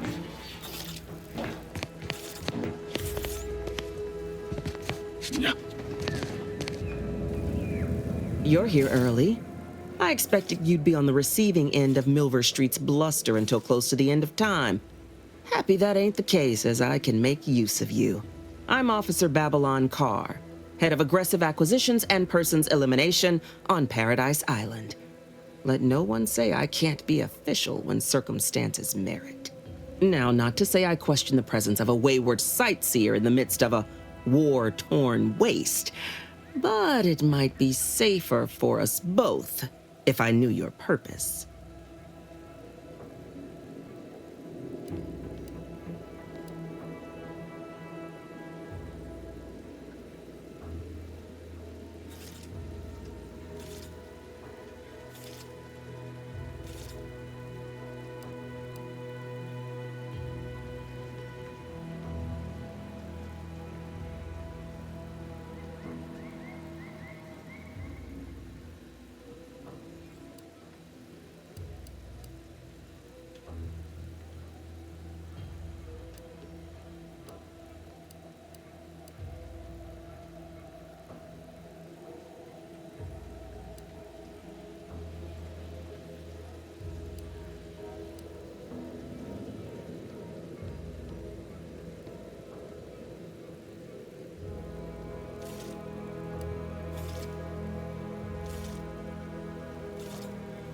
Keen as I am on a dagger between the ribs, I ain't working with someone obfuscating their aims.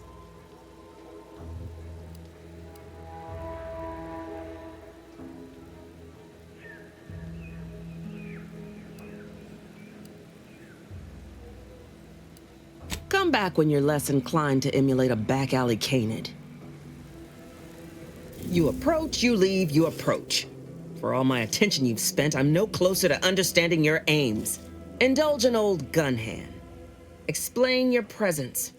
I'd be more amenable to hearing your wants, and less amenable to shooting you in the belly just to watch you bleed.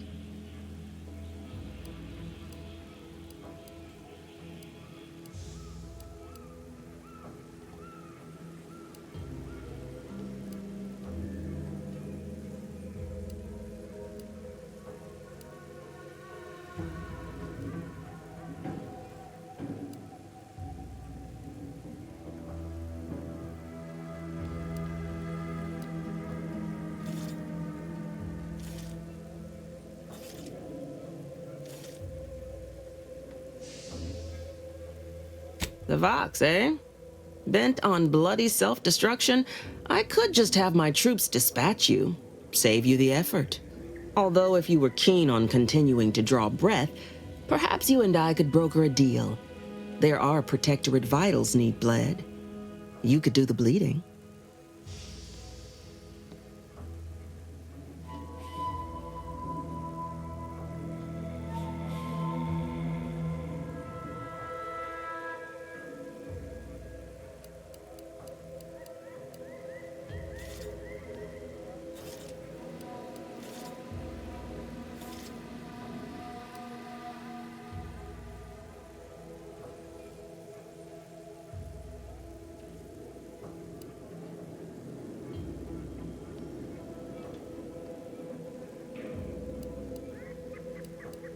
I want the Protectorate war effort exsanguinated.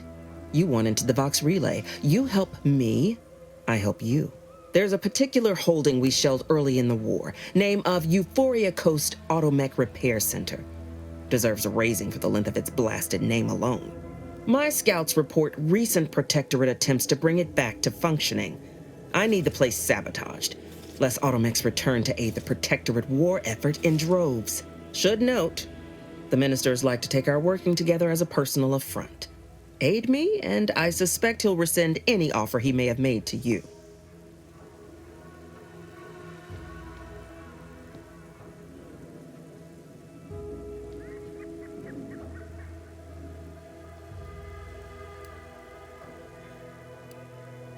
Do you suggest that our good minister has lost patience with playing fair and now seeks to delve into the oily recesses of brainwashing? Oh, for shame. He's devoted to his half measures. I'll give him that.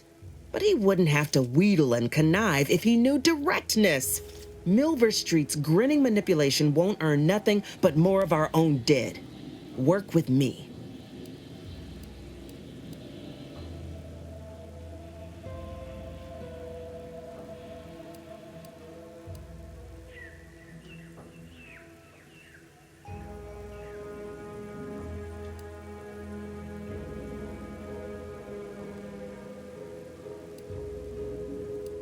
Could be direct.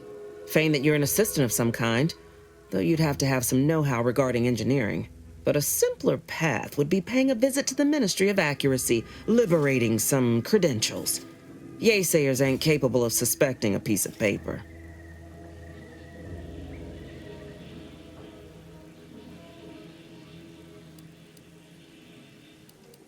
Competence recognizes competence. Get into that facility and make certain it won't ever function again. I look forward to hearing your results.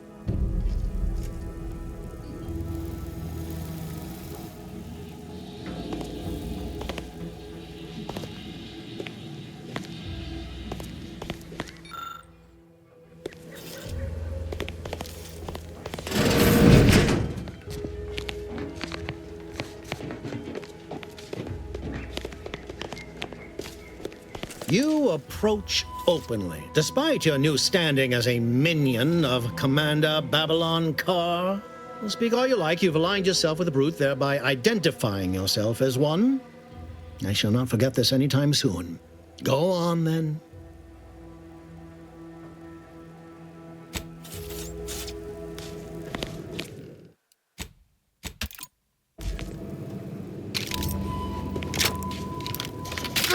And I'll take care of him, Commander.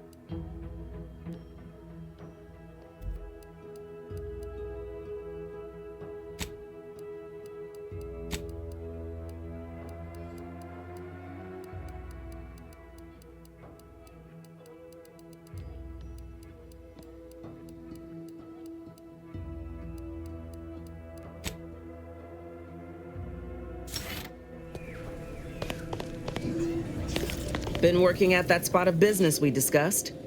Easier to lead with fewer targets nibbling at your psyche. Loose your words. I'm listening.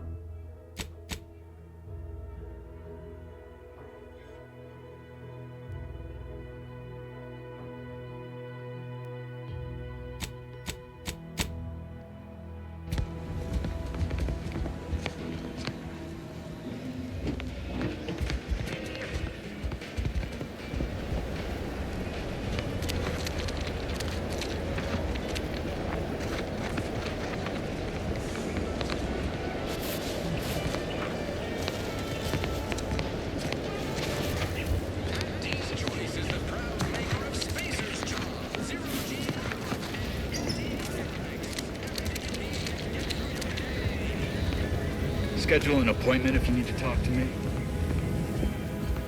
Welcome, welcome. See anything you like?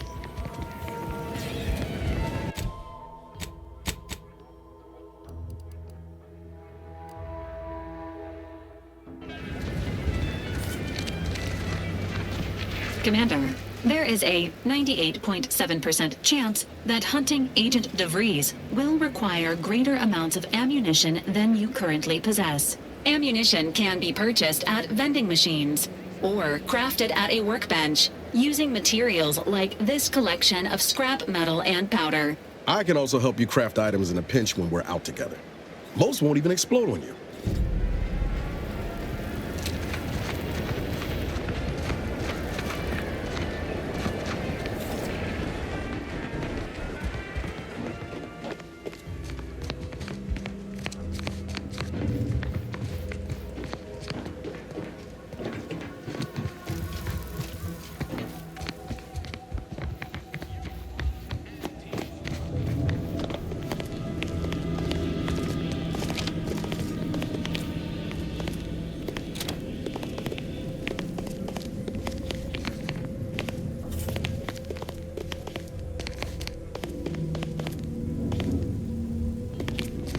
What is it? Loose your words. I'm listening. Let me spin you a yarn. One of my elite regiments ceased replying to hails several weeks ago. Hardy bunch. Fought all across the system. Yesterday, the Protectorate launched the regiment commander's upper torso into one of our encampments, which makes 2 1/3 complete corpses of a 6-person unit. Mocking us. Calculating bastards, the Protectorate. Would admire their efficacy if it weren't taking so many of my best and brightest. Once the fighting reignites in full, they'll pay dearly.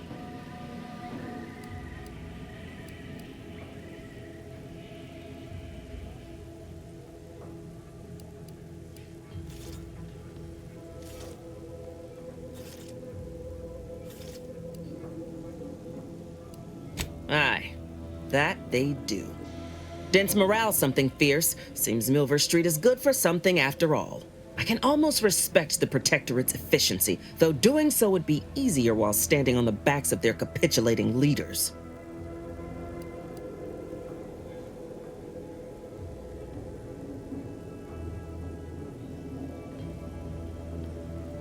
Man doesn't seem to understand there's an order to things. Convert your enemies after the war ends, not before.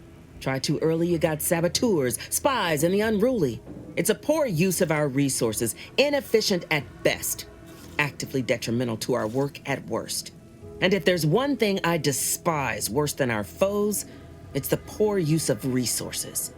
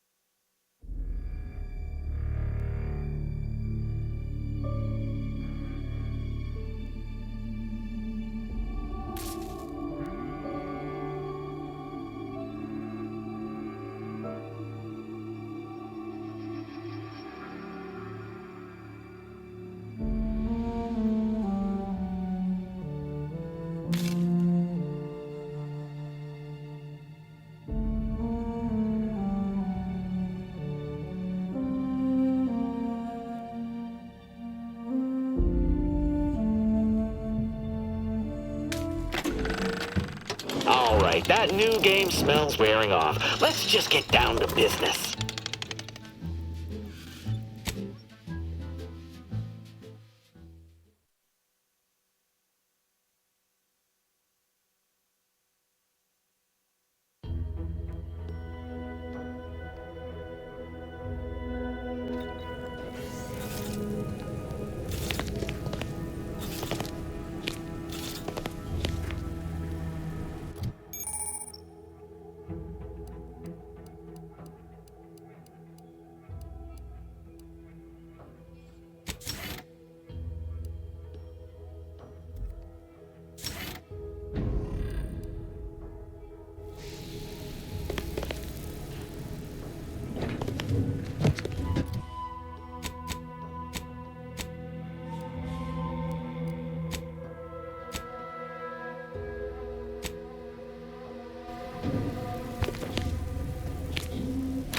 Always have time for a freelancer in my employ.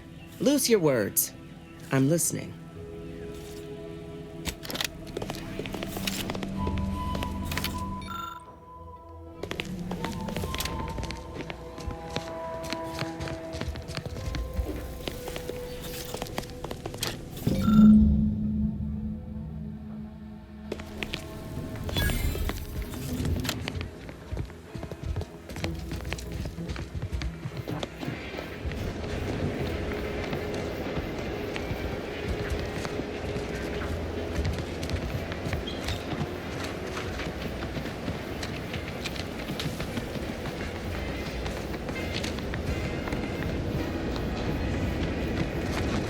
Ectoplasm.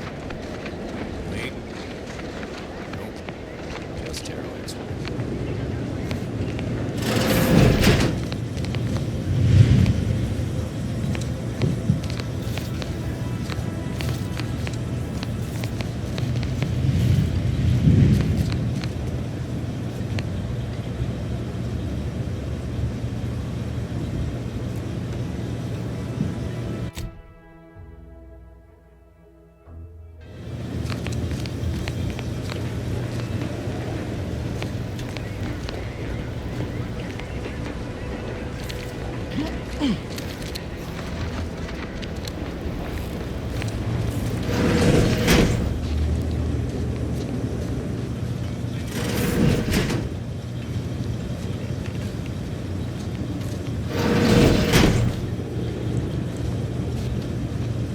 Juliana.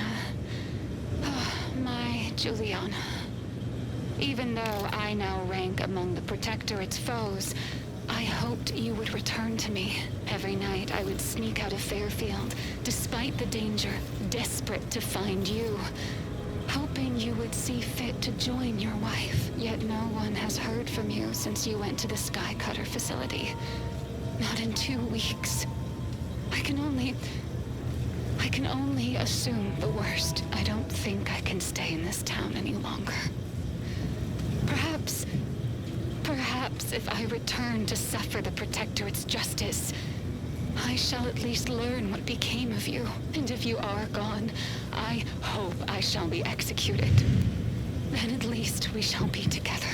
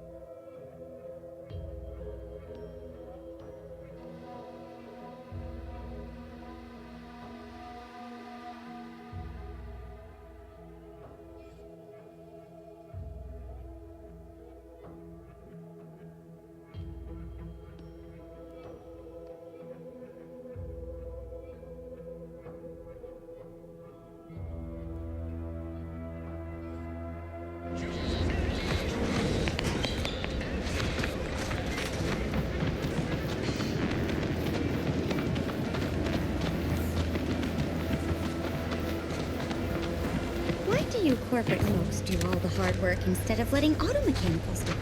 Because we get paid to do it. We need the money so we can buy things.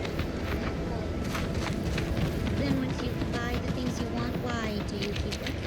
So we can make more money and buy more things. No signs of corrosion. Exhaust manifold still warm. Come on, baby. I can't help you. Might I have a word, Commander? Can't believe some of those protectorate hull heads just couldn't see the benefit. Air on this planet's strange. No stimulant gases. Don't like it. Ain't fond of all this fighting. Once again, welcome to Fairfield, the official new home of free trade and self-reliance on Eden. Whether it's an orifice or a face, Auntie's choice makes a cream for it. Ain't fond of all this fighting. Anything's better than Tau Ceti, though.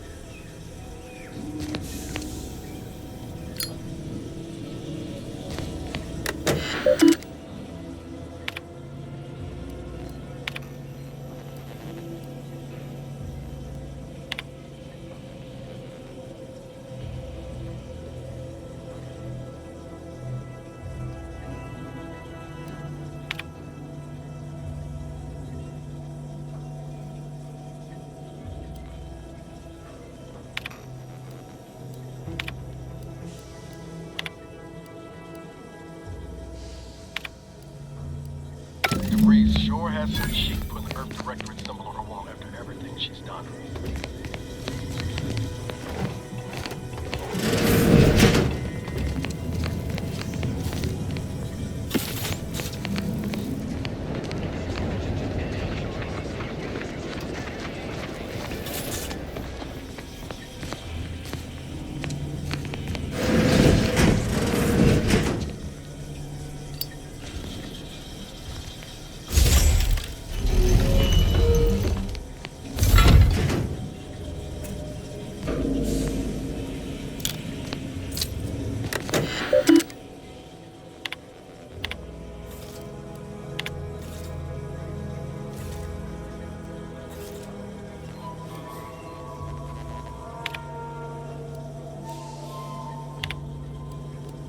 My cover story has worked.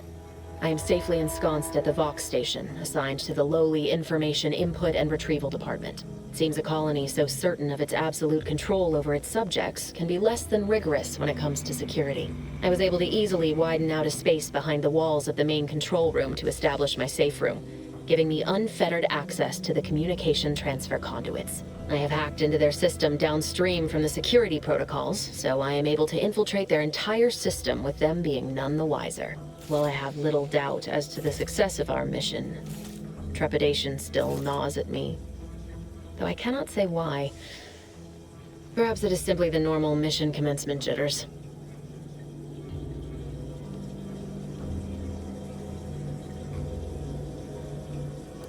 I did it. They are all dead. And I am still alive. I had not expected this. I had prepared no alibi, and so felt assured my ruse would be discovered and I'd not have to carry this burden. But the complete gullibility of the Protectorate subjects cannot be underestimated, it seems. My threadbare excuse of my grievous wounds as pitchball injuries was accepted without question. I can only keep telling myself it had to be done. Something which becomes harder by the day as the rift anomaly grows in the sky. But it was all part of the plan. Wasn't it? I thought my duties complete. Information gathered, reports filed, preparations made. I'd even created a fictitious identity and work transfer to Horizon Point Station well ahead of schedule, in order to keep anyone from tracking my movements upon commencing the mission. All that was left was the waiting. Or so I thought. Then, troubling information came to light. I've seen the numbers. I've seen the equations. While I don't understand all of it, I understand enough to know it is the truth. And I am the only one in a position to act upon it, though it means the betrayal of my team and the duty I swore to uphold. But can I?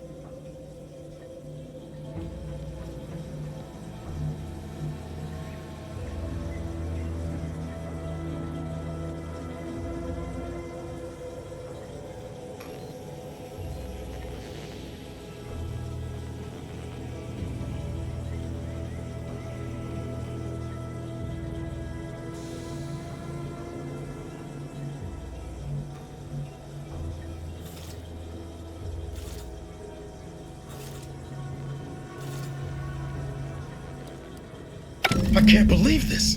Void me if I understand any of this. DeVries sold us out for what? Because of a few equations? Some dots and lines on a graph? Good fucking law. I mean, she wasn't a damn scientist. She said it herself. She didn't understand all of it, the math. So what was she thinking?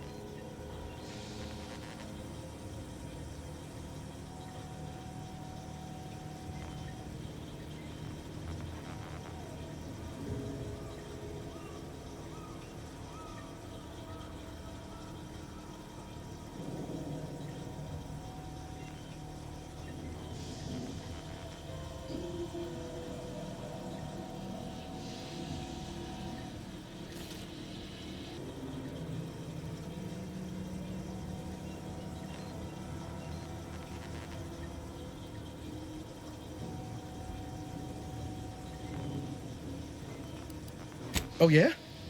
And how many of those colleagues went and blew up a space station on account of it? Damn it! I never wanted to talk about this. I wanted to just leave it alone.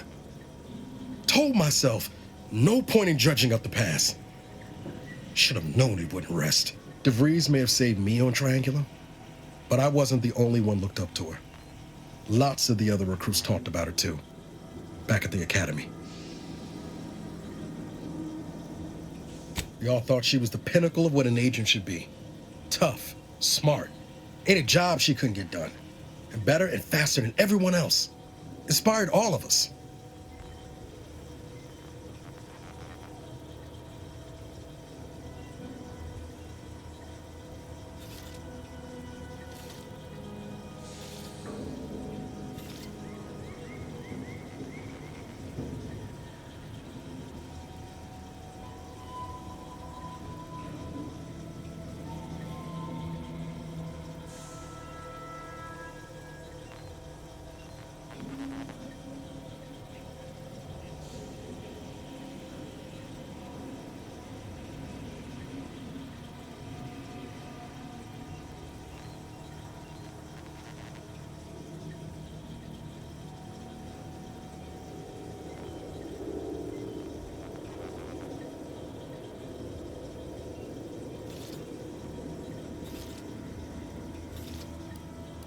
Reckon so. Some might embarrassing how much worship we all put on her name. You put a tool in my hand, I would have built monuments to her. Figured my own career could be just that. Doing for others what she done for me. Never imagined I'd actually get to work with her. Me, some nobody from Triangular. And then she betrayed us. Tried telling myself it was an accident, but now we've got the cold, hard proof it wasn't. Law only knows why she trusted the Order's numbers.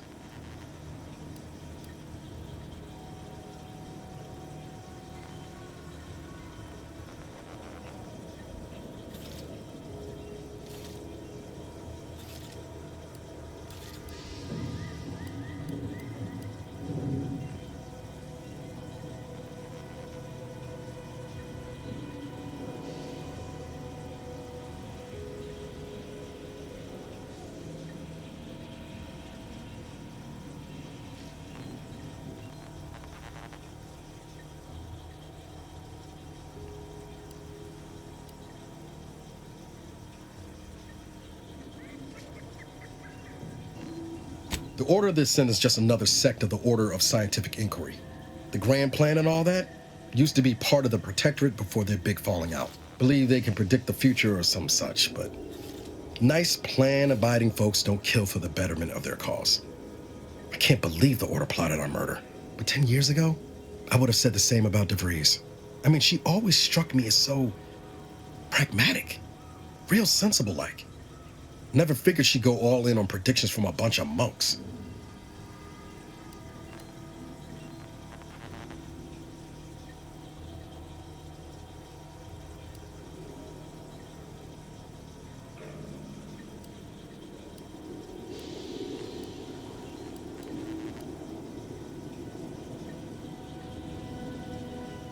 Done some good too. Even I can admit that not everyone following the plan is a fanatic. But when those beliefs start to require hurting others, even killing them, that's worth questioning their virtue.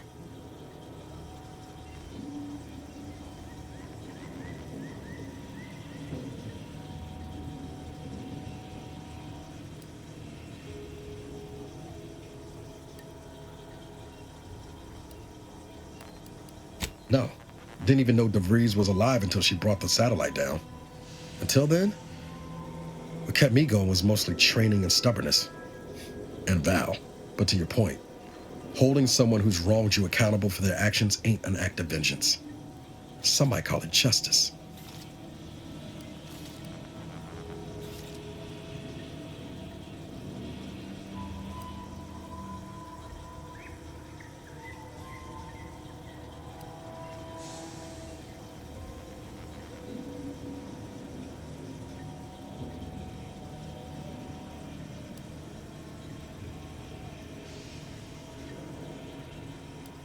Right after we get answers. Whatever her plans, she started putting them in place while stationed undercover at the Vox Relay.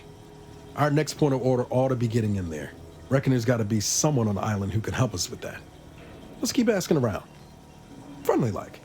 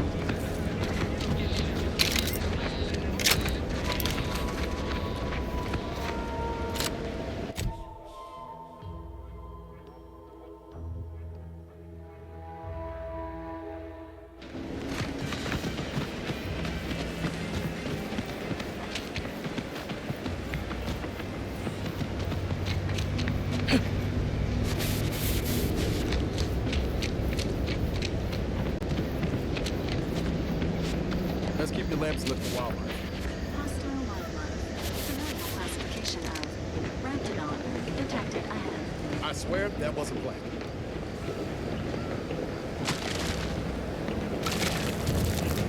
Give the order, and I'll take care of him, Commander.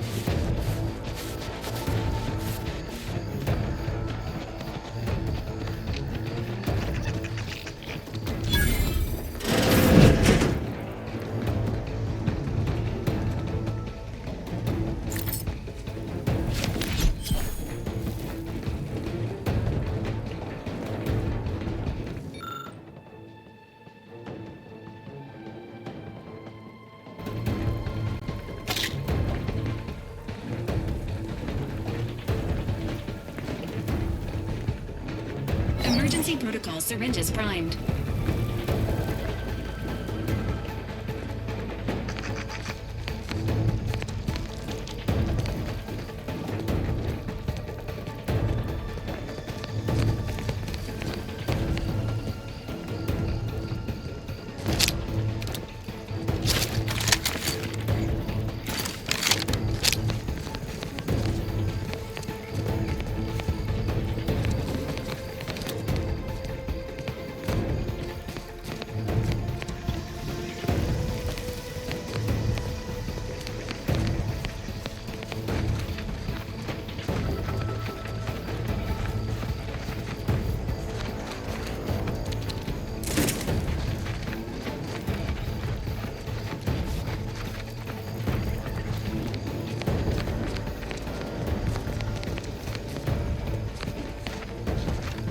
Emergency protocols ready.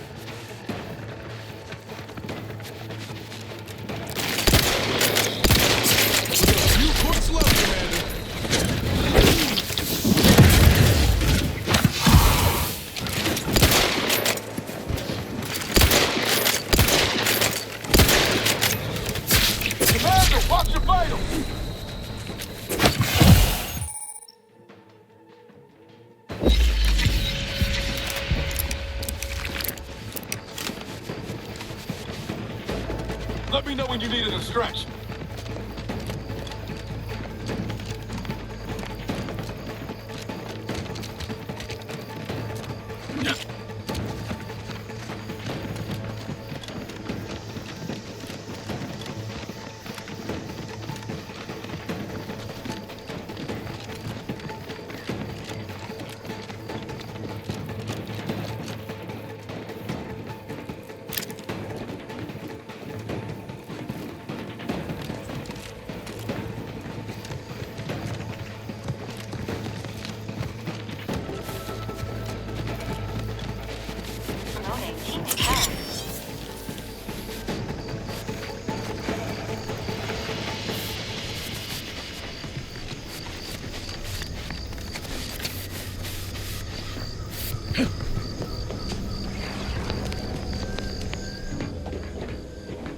We're closed. Did you not hear me? This place is closed. No learning today about how everything happens according to the obscure calculus of an indecipherable plan.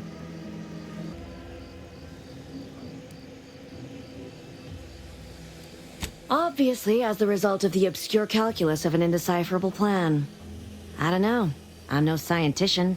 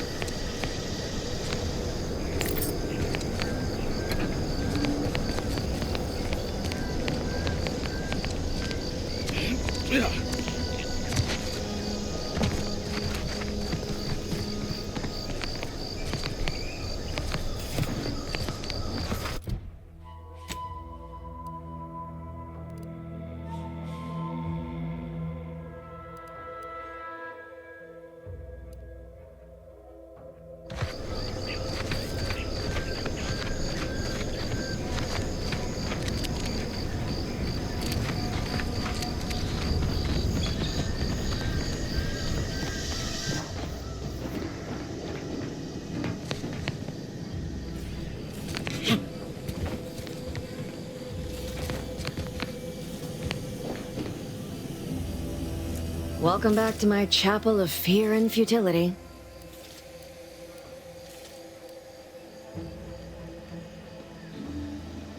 Why are you asking? Who are you? The people she tried to kill. By the architect. I had no idea. I wish I could say it was unbelievable. I was afraid she was becoming a danger to herself and to others. But this is horrifying. Yeah, imagine how we feel. Why don't you tell us where she is so we can make sure she ain't being a danger to herself or others?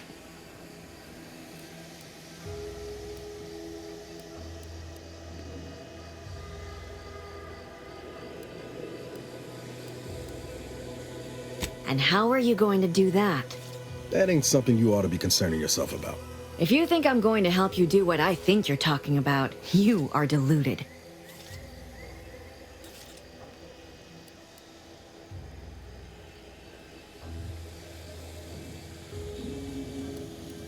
It is of no matter, regardless. I do not know where she is. I haven't seen her since before the corporatists invaded the island. I'm afraid she's going to do something terrible, but I just don't know what. Maybe none of this would have happened had I not introduced her to Victor.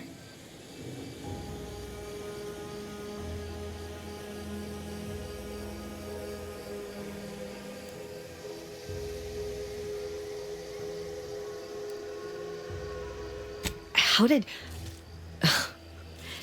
You saw her terminal, didn't you? Victor's an Order archivist. We were all friends for a time. But then, shortly before the schism, they started talking to some others inside the Order. That's when things became tense. I started to become uneasy, scared, really.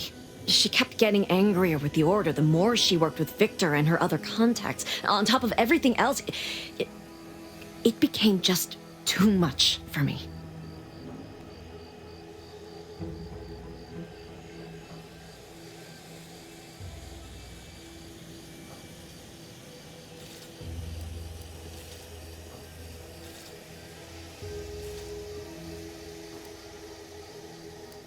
Among other things. For some reason, she was obsessed with the cliffhanger ending of Chapter 6. It was the one where capitalist fanatics brought complete destruction upon Arcadia. But you know how it works. It was somehow miraculously saved at the beginning of the next chapter. Didn't matter to DeVries, though. She just kept going over it and over it. Would have talked to a Crabble about it if there was no one else to listen. That and the invasion itself set her mind to dark things. I begged her not to go down that road again. She was so agitated when I first met her. Must have been 7, going on 8 years ago now. She never slept, didn't talk to anyone if she could avoid it. After we became friends, she began to change. Still bothered her from time to time, but I thought it mostly behind her. I couldn't watch her go back to how she'd been. Or worse.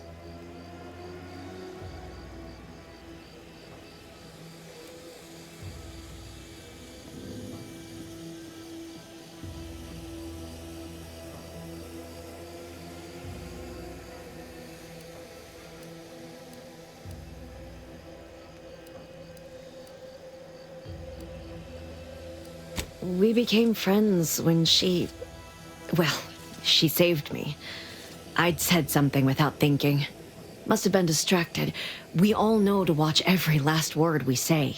For some reason, she interceded on my behalf with an arbiter. And she convinced him he didn't hear what he actually did. No one does that. Void, I didn't think anyone could.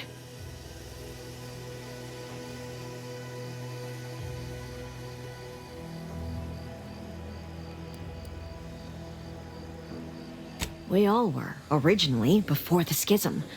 But she never gave it up, even when it became illegal to even mention their name. Which was surprising with how angry she seemed to be getting with them, even as she was deep into scheming with Victor and the others. She even continued to sign her messages, "See you in the equation." It's all so confusing.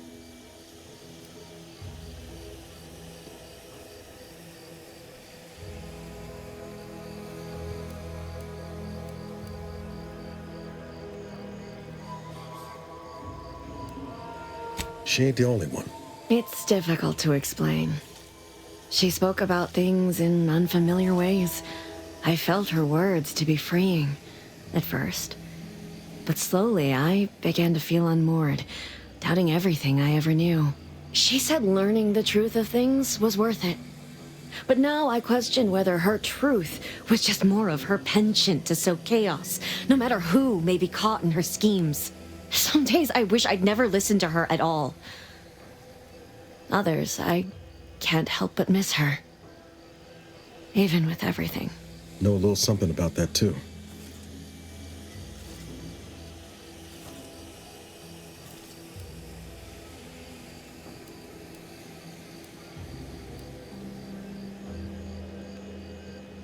I did try to. Once. After the corporatists invaded Paradise Island and took over Fairfield. They seemed to let anyone in there. Some boisterous fellow even tried to recruit me.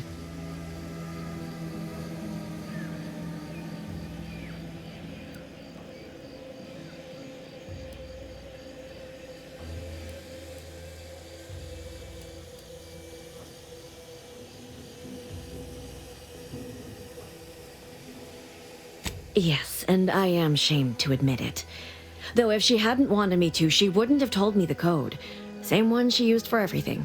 15-778. That is Agent DeVries's identification code, Commander. She said it had some meaning from her previous life. I'd hoped she'd left something for me, but the safe was empty.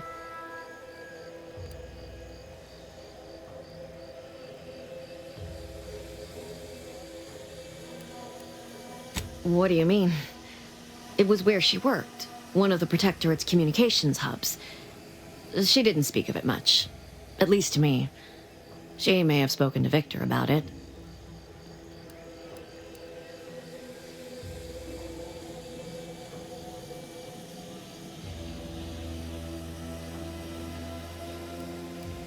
No. But it had to be someone's fault, right? The Protectorate couldn't possibly have failed to safeguard the colony. Then they had to answer the accusations the Order leveled at them.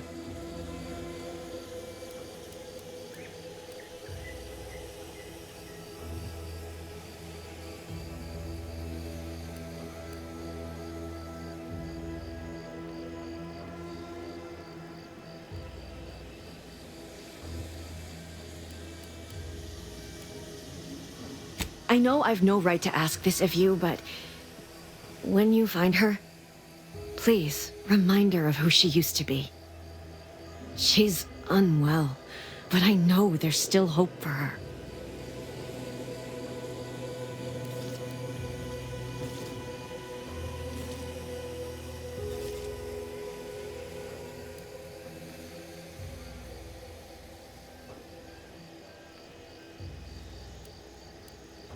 That's all I can ask. I know I've been pushing to find DeVries, so this might seem a bit of a left turn. But void it. I'm just gonna ask. Got an old friend here on the island. The doctor who patched me up after Horizon Point. Ex-protectorate, a good man. Tracked him to Westport a short time ago, but never got up the nerve to visit. Reckon we could drop by and pay him a visit? Brief one, of course.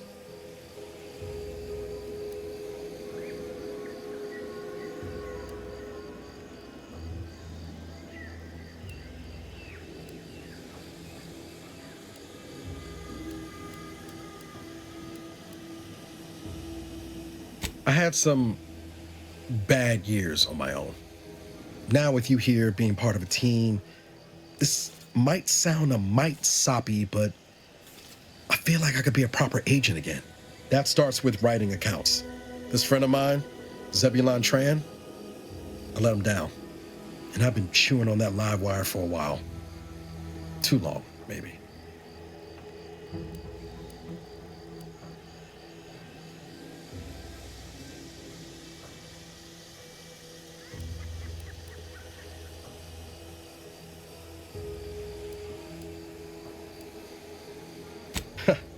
Much as I might love to jaw about that special interest of mine, this business with Zeb's gotta come first. After I recovered from Horizon Point, Zeb and I ran together for a spell, doing what we could to help folks in difficult spots, fighting protectorate tyranny in small ways. Too small for Zeb, as it turned out. He was unhappy before I showed up, and after, well, all my directorate talk fired him up even more. I had my orders. I was to stay low. Couldn't let the Protectorate catch wind of an Earth Directorate agent in its midst. But Zeb, he kept pushing to take more extreme action.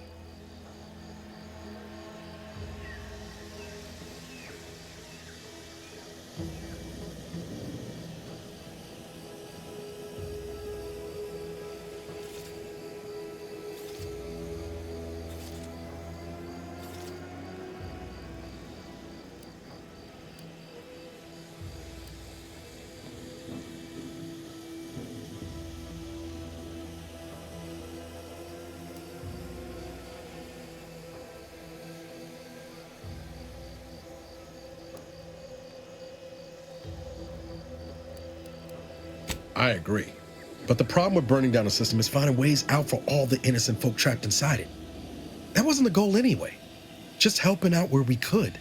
We worked hard, but the Protectorate's arbiters and sentinels worked harder. Often than not, our help only made targets of the folks whose lives we were trying to improve. Didn't matter what we did. Arcadia was still caught under the Protectorate's boot.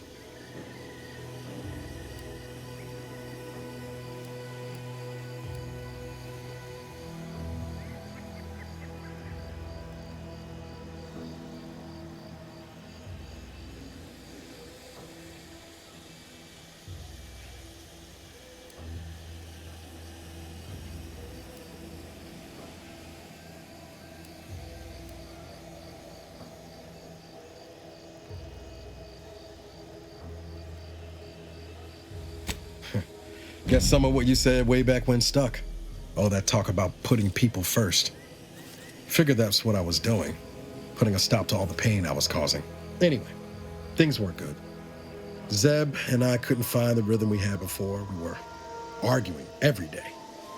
Eventually, cutting ties just seemed for the best. Clean like.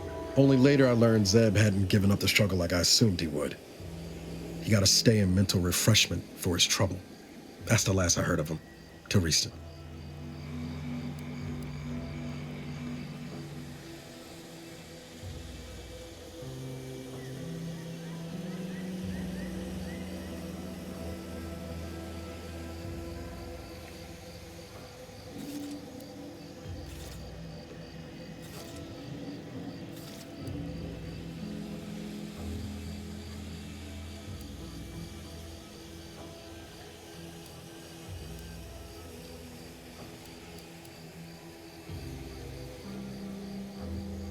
Much appreciated, Commander.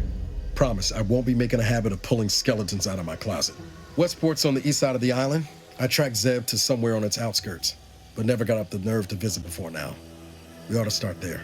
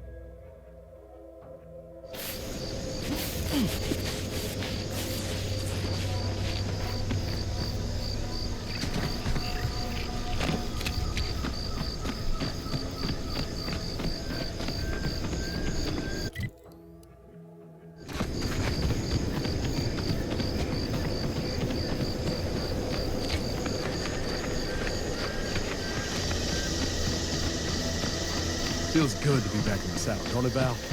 Kind of reminds me of our days at Nix's orbit, dodging protection patrols. You remember that? Error. Memory not found. Ah, well. That's all right, Val. I'll just have to do the remembering for both of us.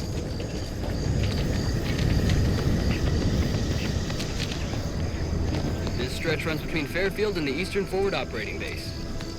North of here is an old abandoned chapel. Dang, I ought to be charging for information.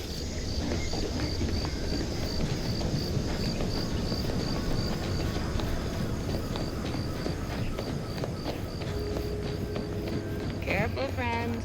Reckon there might be a few. Careful of friendly fire if you head down past the farm. Last time we wandered past, they opened fire on us. A real 472 means they're gonna... Careful of friendly fire if you head down past the farm. Last time we wandered past, they opened fire on us. A real code 472.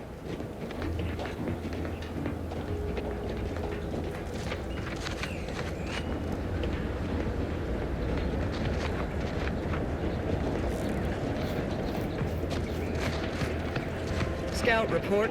Yes, sir. Looks like the repair center is still out of order, sir. Excellent. At ease, Scout. Glad to hear that they haven't managed to repair it, even if Command has temporarily put the actual fighting to a stop. Hello, and goodbye. Yes?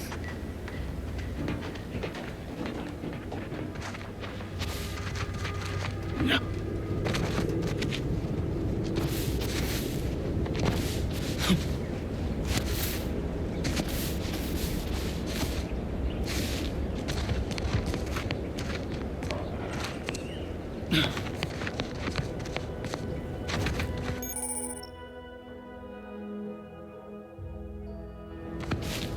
Advised. Physiological cues indicate acute cantankerousness in nearby armed guards. A stealthy approach is suggested.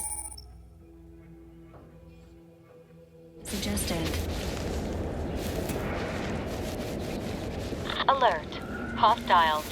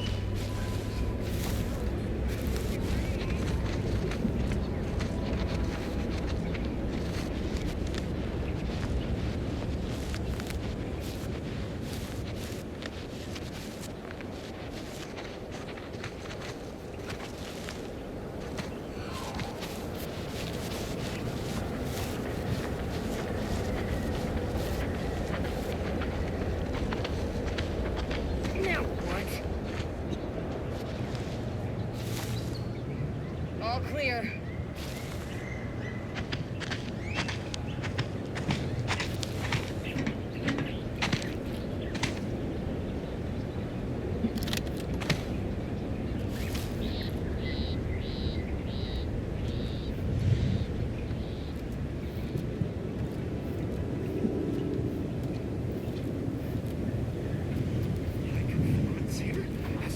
been impeccable.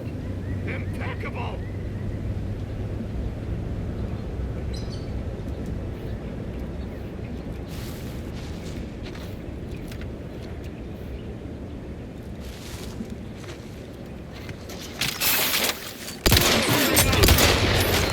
Insides are leaking outside, Commander.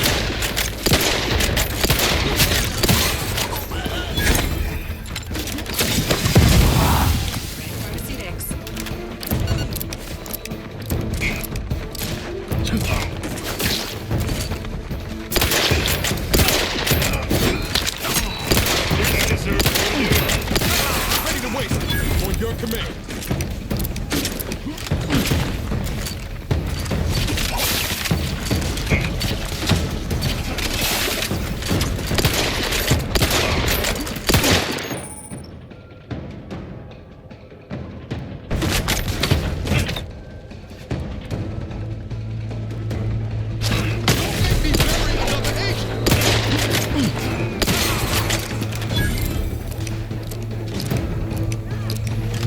Status susceptible to danger.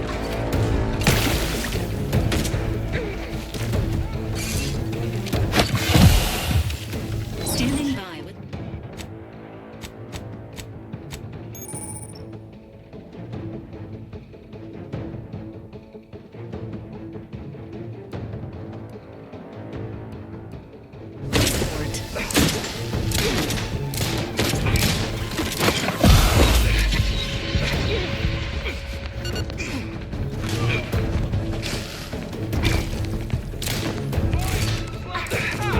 Here we go again.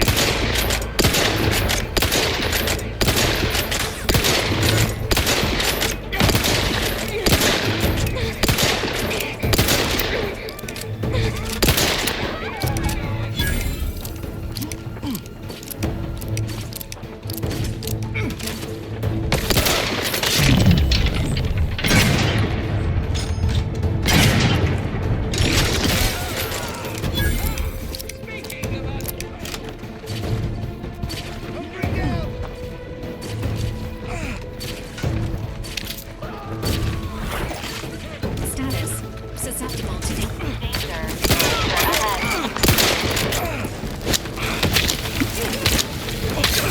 Ready to accept.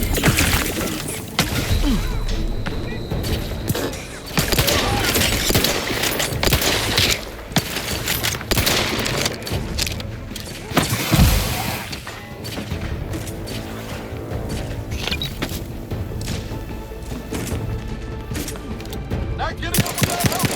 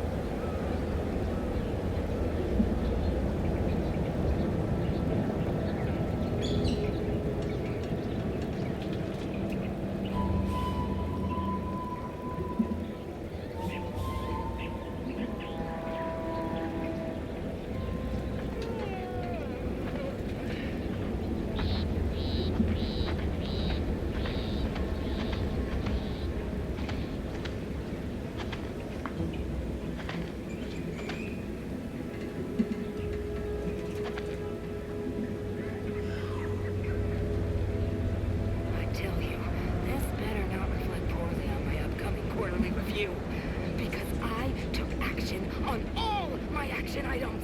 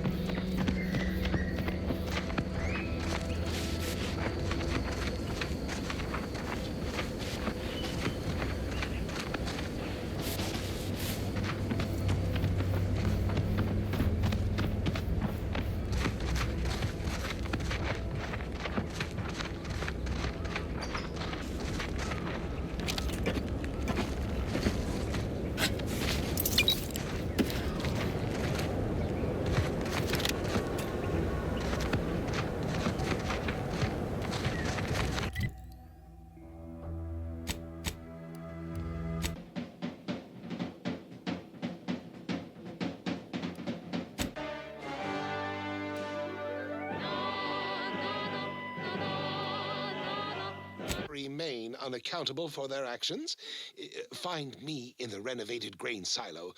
Help me formulate a cure.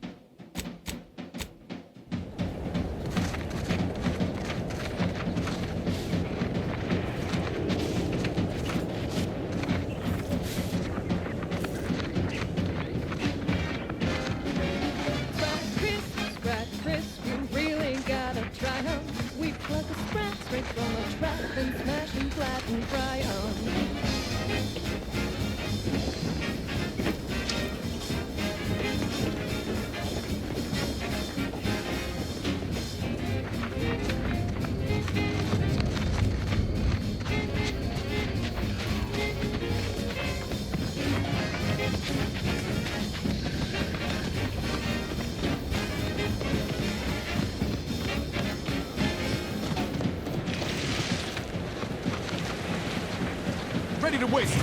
On your command.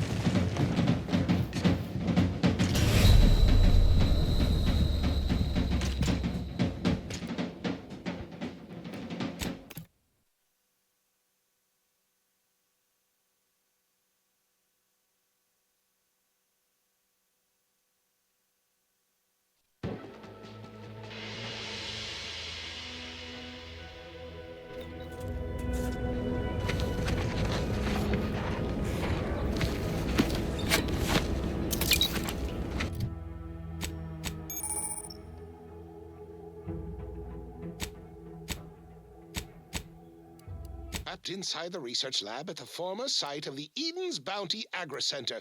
You must help me. You must! My subordinates have become homicidally irritable, though remain unaccountable for their actions. Find me in the renovated grain silo. Help me formulate a cure. No stress, no wrong. Relax with success, no wrong. When it's time for a contest, no wrong. We'll help you set it. Problems made into the sunset, no wrong. We'll help you forget. Ready to take the heat off you, Commander. Just say when. You need a neck up and it's sexy. Don't run. Take it on. Don't run. No worry, no stress, no run. Relax the success, no run.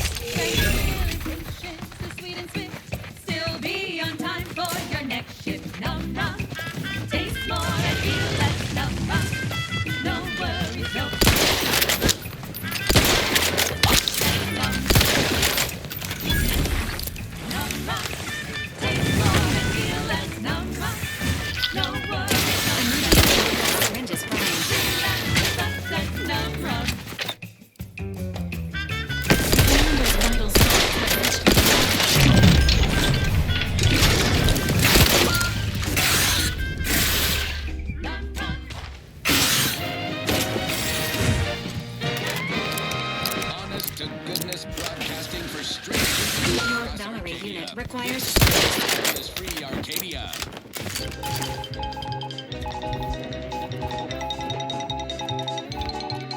This just in, a field report from the Office of Competitive Analysis and Artful Reconnoitering. Ooh, this sounds important. Better pay heed. Threat assessors have adjusted their risk tables for the Arbiter training facility.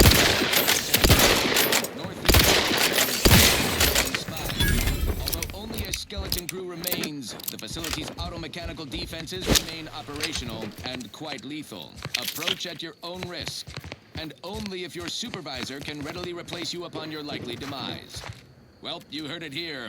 Best of luck to anyone hull-headed enough to poke around that place. Now, on to other things. This one always makes me...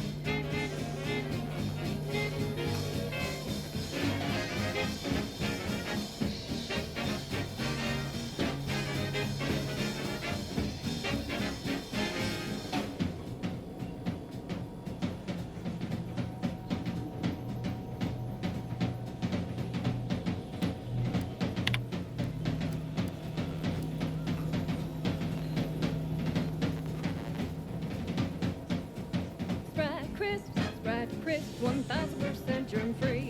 Cause nothing survives when it's flash fried at 405 degrees.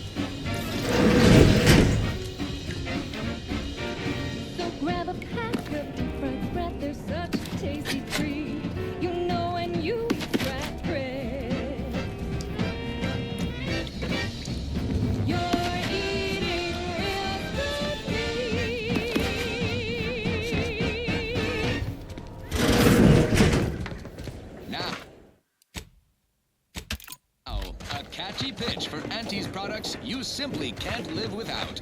Auntie's Choice Chum Bar is a delicious new food-adjacent snack from the maker of meaty roll-ups and spectral leavings.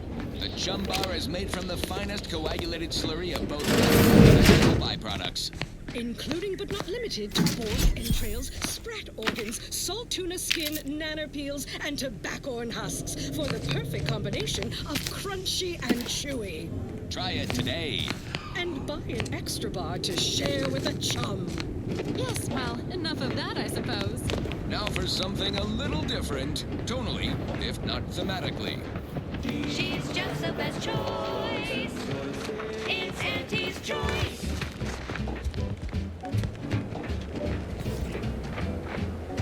You've let yourself slide, feeling down on your luck. Fell on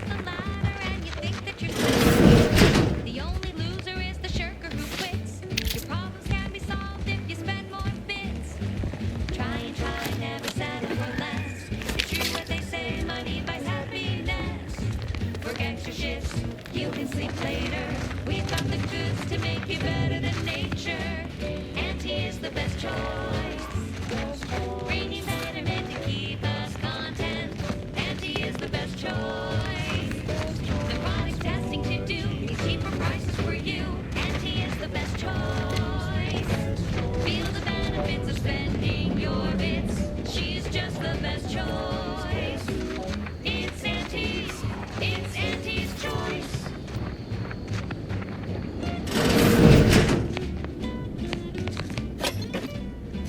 Sit or sprint? Typical predicament for an anti-bottom runger like me. Wish I never snuck in here to begin with. Seemed like a good idea at the time. Nah, it was a great idea. So much stuff for the taking around here. Motherload of loot. Plenty to get me back in the Sprack race. Just didn't account for all these crabbles.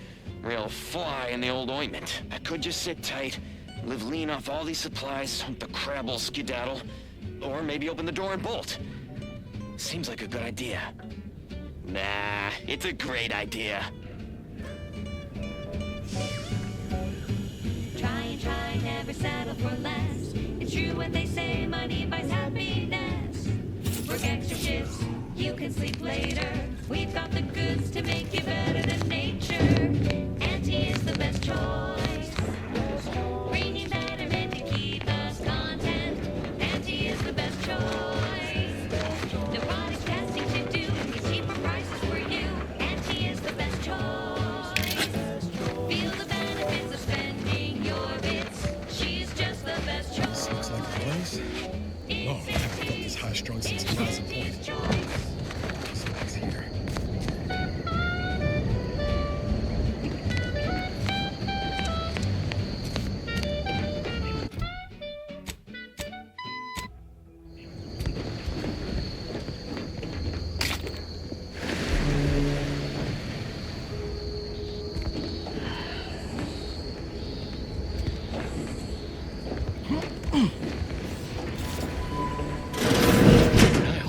Howdy, Zed. You look... well.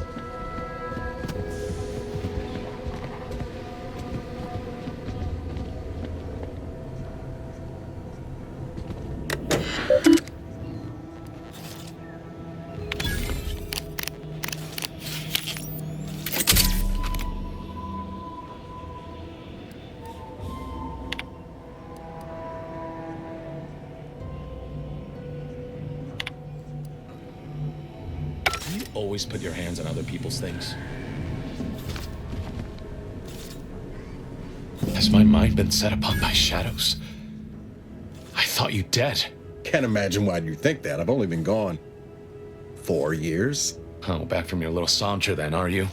Head all cleared? I must say you took quite the perambulation. I hope you didn't wear out your rotation adapters.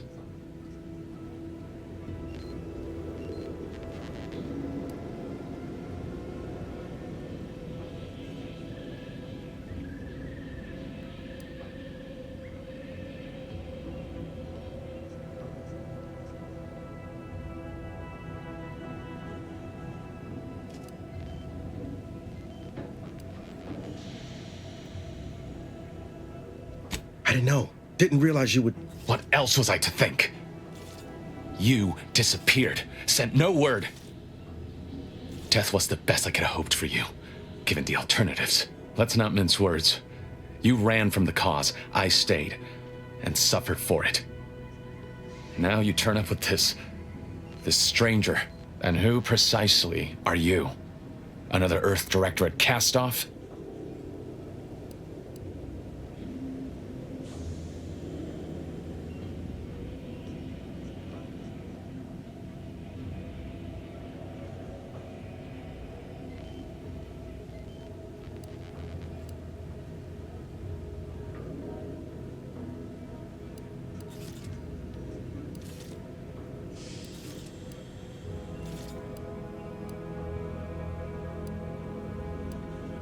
I hope not for your sake. Niles doesn't have the best history of looking after his friends. Bring that boil down to a simmer, Zeb.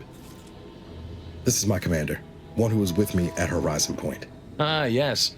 The same commander who nobly ordered you to leave your colleague to perish under rubble.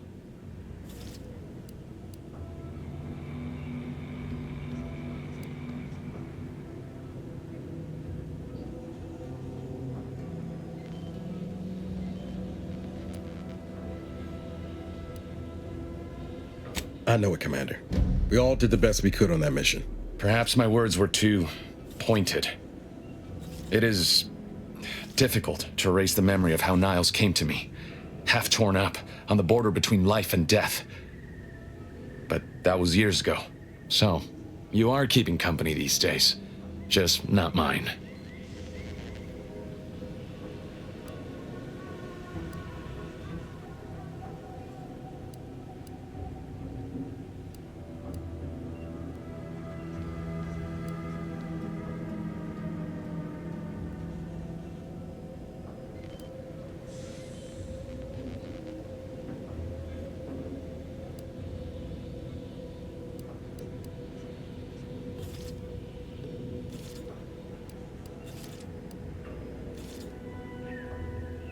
That would depend on what vision you have for Arcadia's future. Everyone seems to think they alone know what's best for this colony. Look, I'm not just here to gas you up with empty apologies. I want to set things right between us. Oh, now you want to help. Where were you when the war happened? Or when I was being carted off to mental refreshment? Where were you when I actually needed you?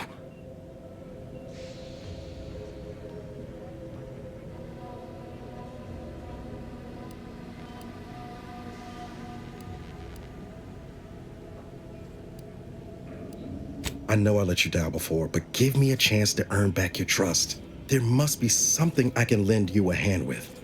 I know you haven't given up the fight. I haven't the time to patch your bleeding conscience, Niles. I'm in a situation that demands my full attention. It's Baines. My team's been caught. Pharaoh and March are dead. Protectorate are holding the rest for interrogation. A ship is inbound to take us off-world, to the consul himself. I barely managed to evade capture. Damn it! It looks like the data went through, but there's something wrong with the connection. The cipher isn't transmitting. Found her! You there! Step away from that terminal at once! Audra! Fuck! It's all coming apart.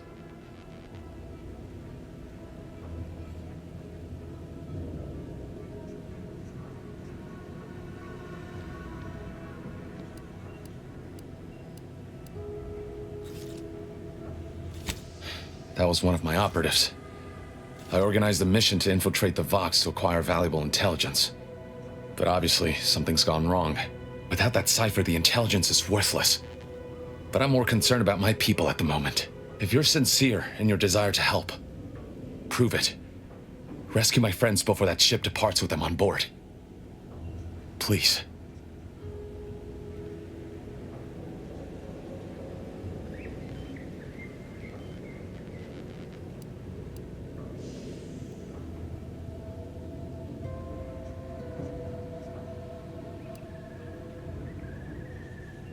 It has to do with the location of a vault rumored to house the Protectorate's greatest technological advancements, including its skip drive designs. That's all I'll say for now.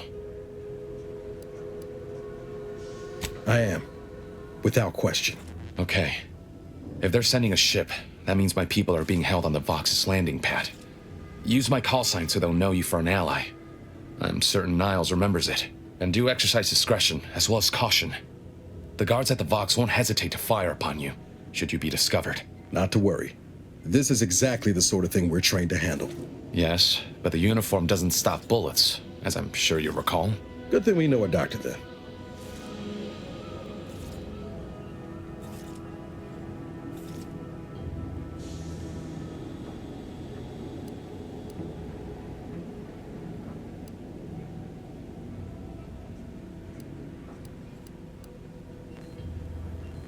I'll answer what I can.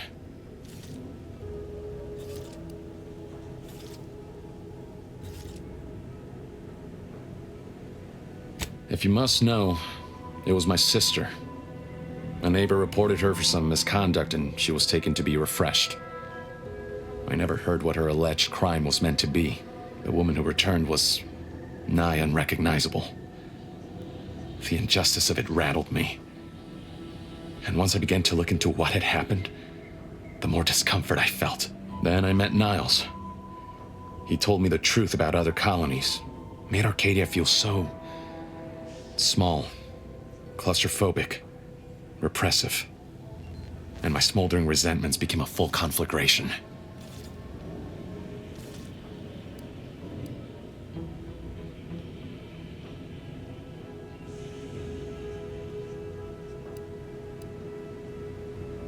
Stop there.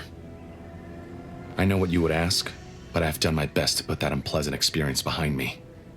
Please respect my wish to avoid reopening closed wounds.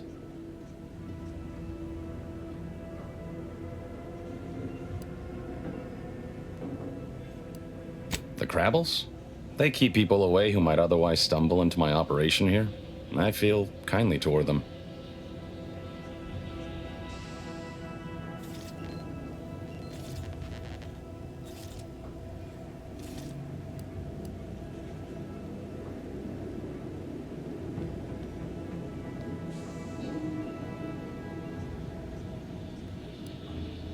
Animals can sometimes prove more compassionate than their more evolved counterparts.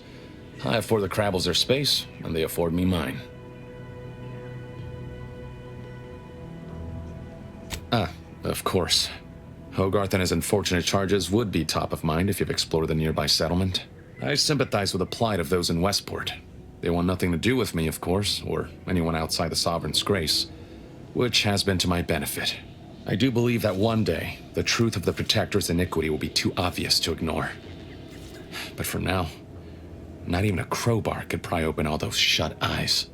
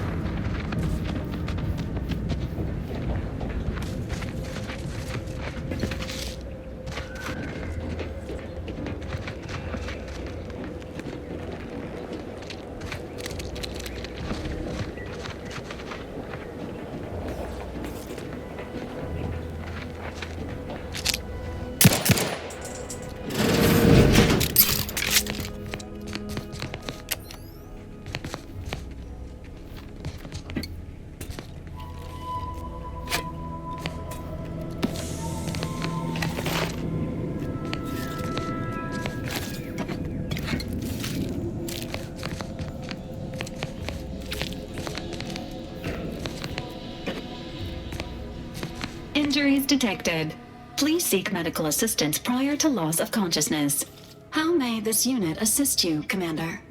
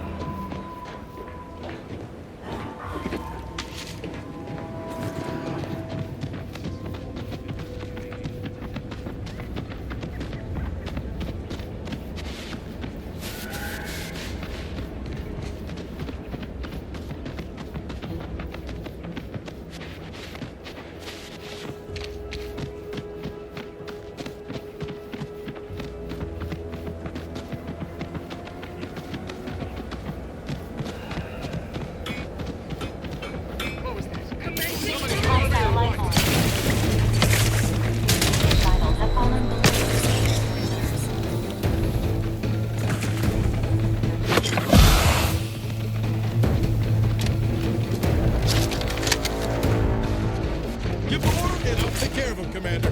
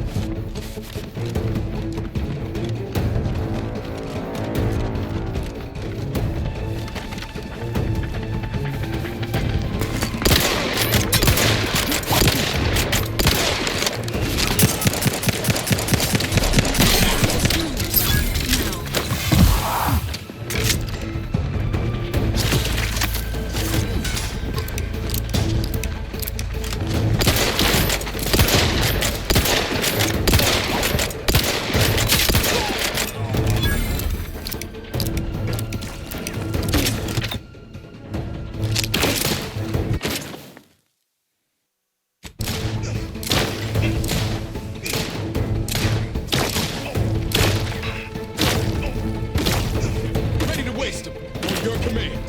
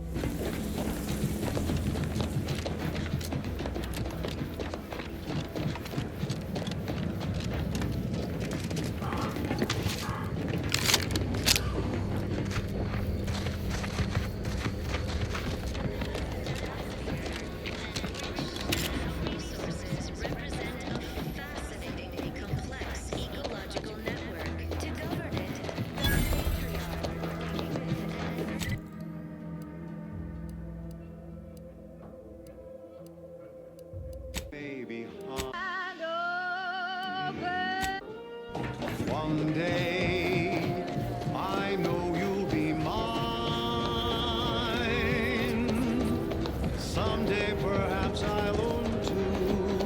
For now, I'll take one that's brand new. 'Cause I'm yearning and yearning for you.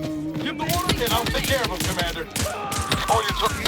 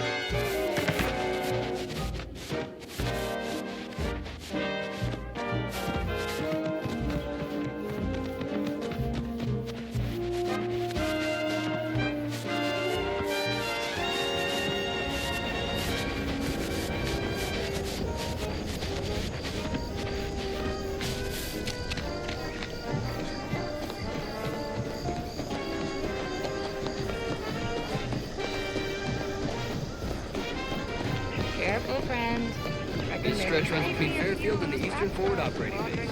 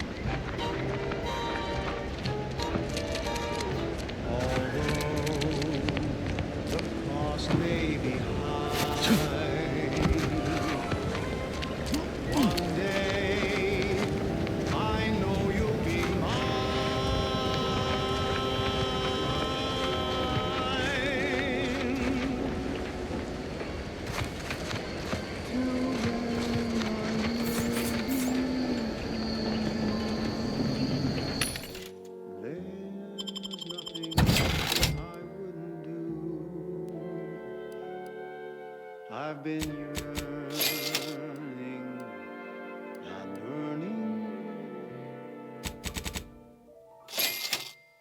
for all of you.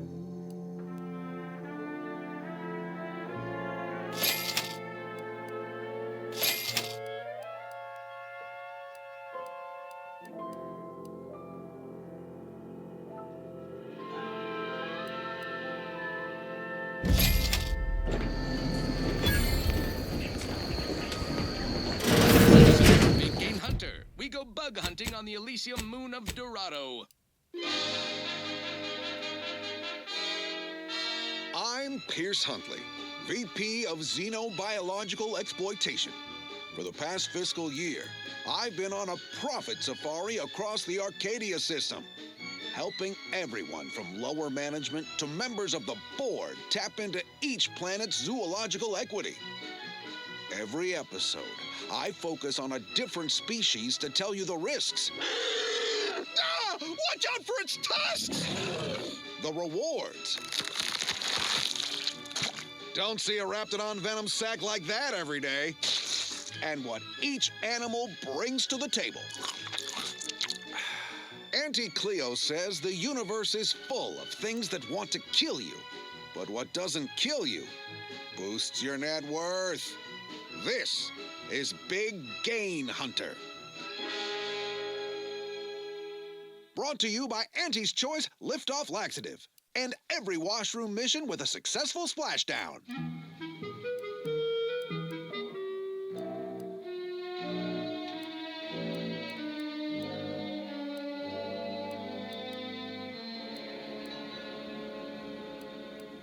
I'm on Dorado, soaking up solar particles in Golden Ridge. Sounds like a million-bit piece of real estate. Too bad all that glitters here is fool's gold. But we're prospecting for a different kind of pater. A creature with 8 legs and 2 venomous injectors. The Varachnid. Not my kind of quarry. Gives me the whim-whams. I wouldn't be here if I wasn't contractually obligated. But let's cut to the hunt. Here in Golden Ridge, we'll find a arachnid breed encrusted with crystals, which only improves their unsettling appearance in that it helps them blend in. Plenty of nastier variations out there. This whole system needs an exterminator. These jumbo bugs are deadly from any distance. They'll cover a quarter furlong in a single leap and tear you apart before you know they're near. Some breeds hurl sticky silk globs. You know what?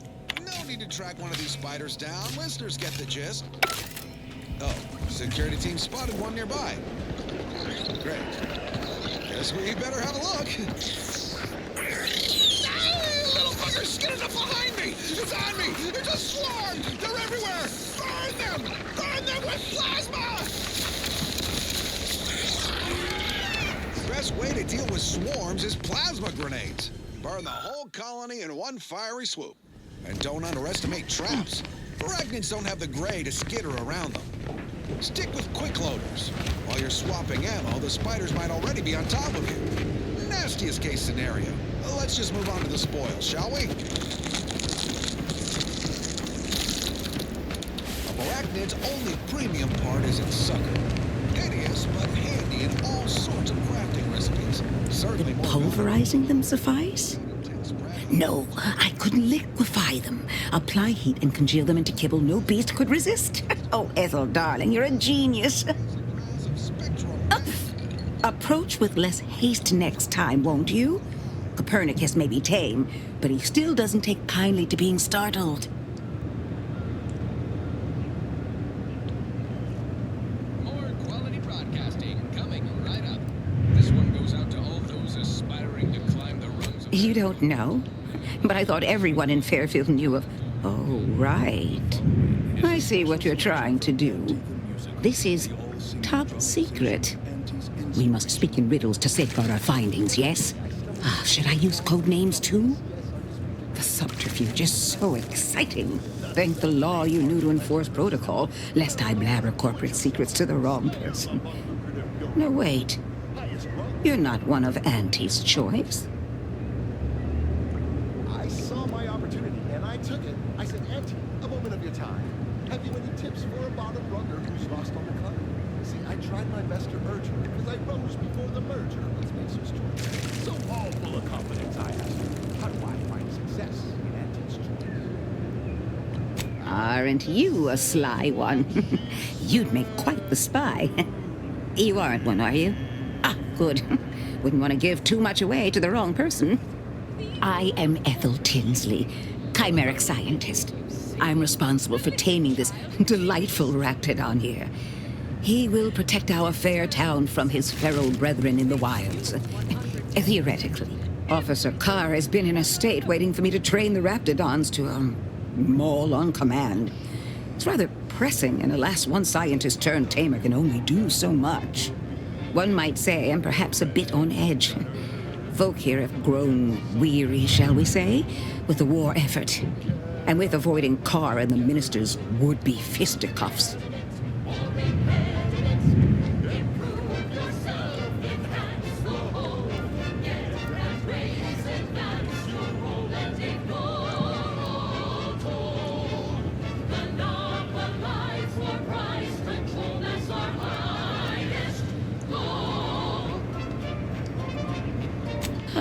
If you too have spotted the chasm between them, I fear the Protectorate have already pinpointed the way with which to exploit it. I'm unused to the way things are done here, I suppose.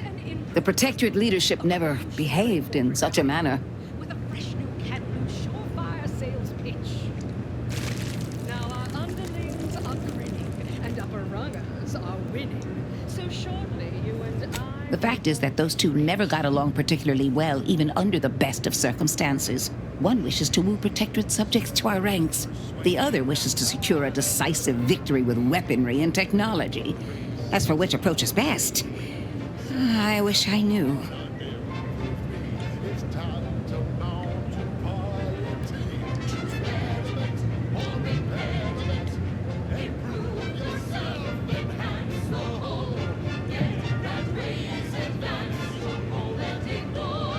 Then her hands will be tied no longer. I suppose I can find relief in that. Some may think it too cruel to use Officer Carr's methods to strike the enemy while they are down. But I have come to believe there may only be one way to truly defeat an enemy such as the Protectorate. She believes this as well.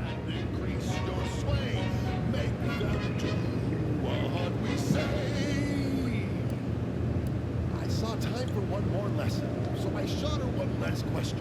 I said, but I worry about reprisals when dealing with my rivals. Suppose I can't outdo or outthink the Bastards. She said, Very well. I ought to focus more on my work than on social tensions anyhow. They're playing checkers. You're playing I work directly with Officer Carr and her soldiers to ensure they're outfitted with the best Raptidon counterparts Paradise Island can provide.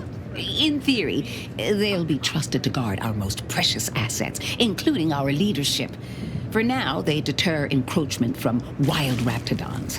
It's most agreeable.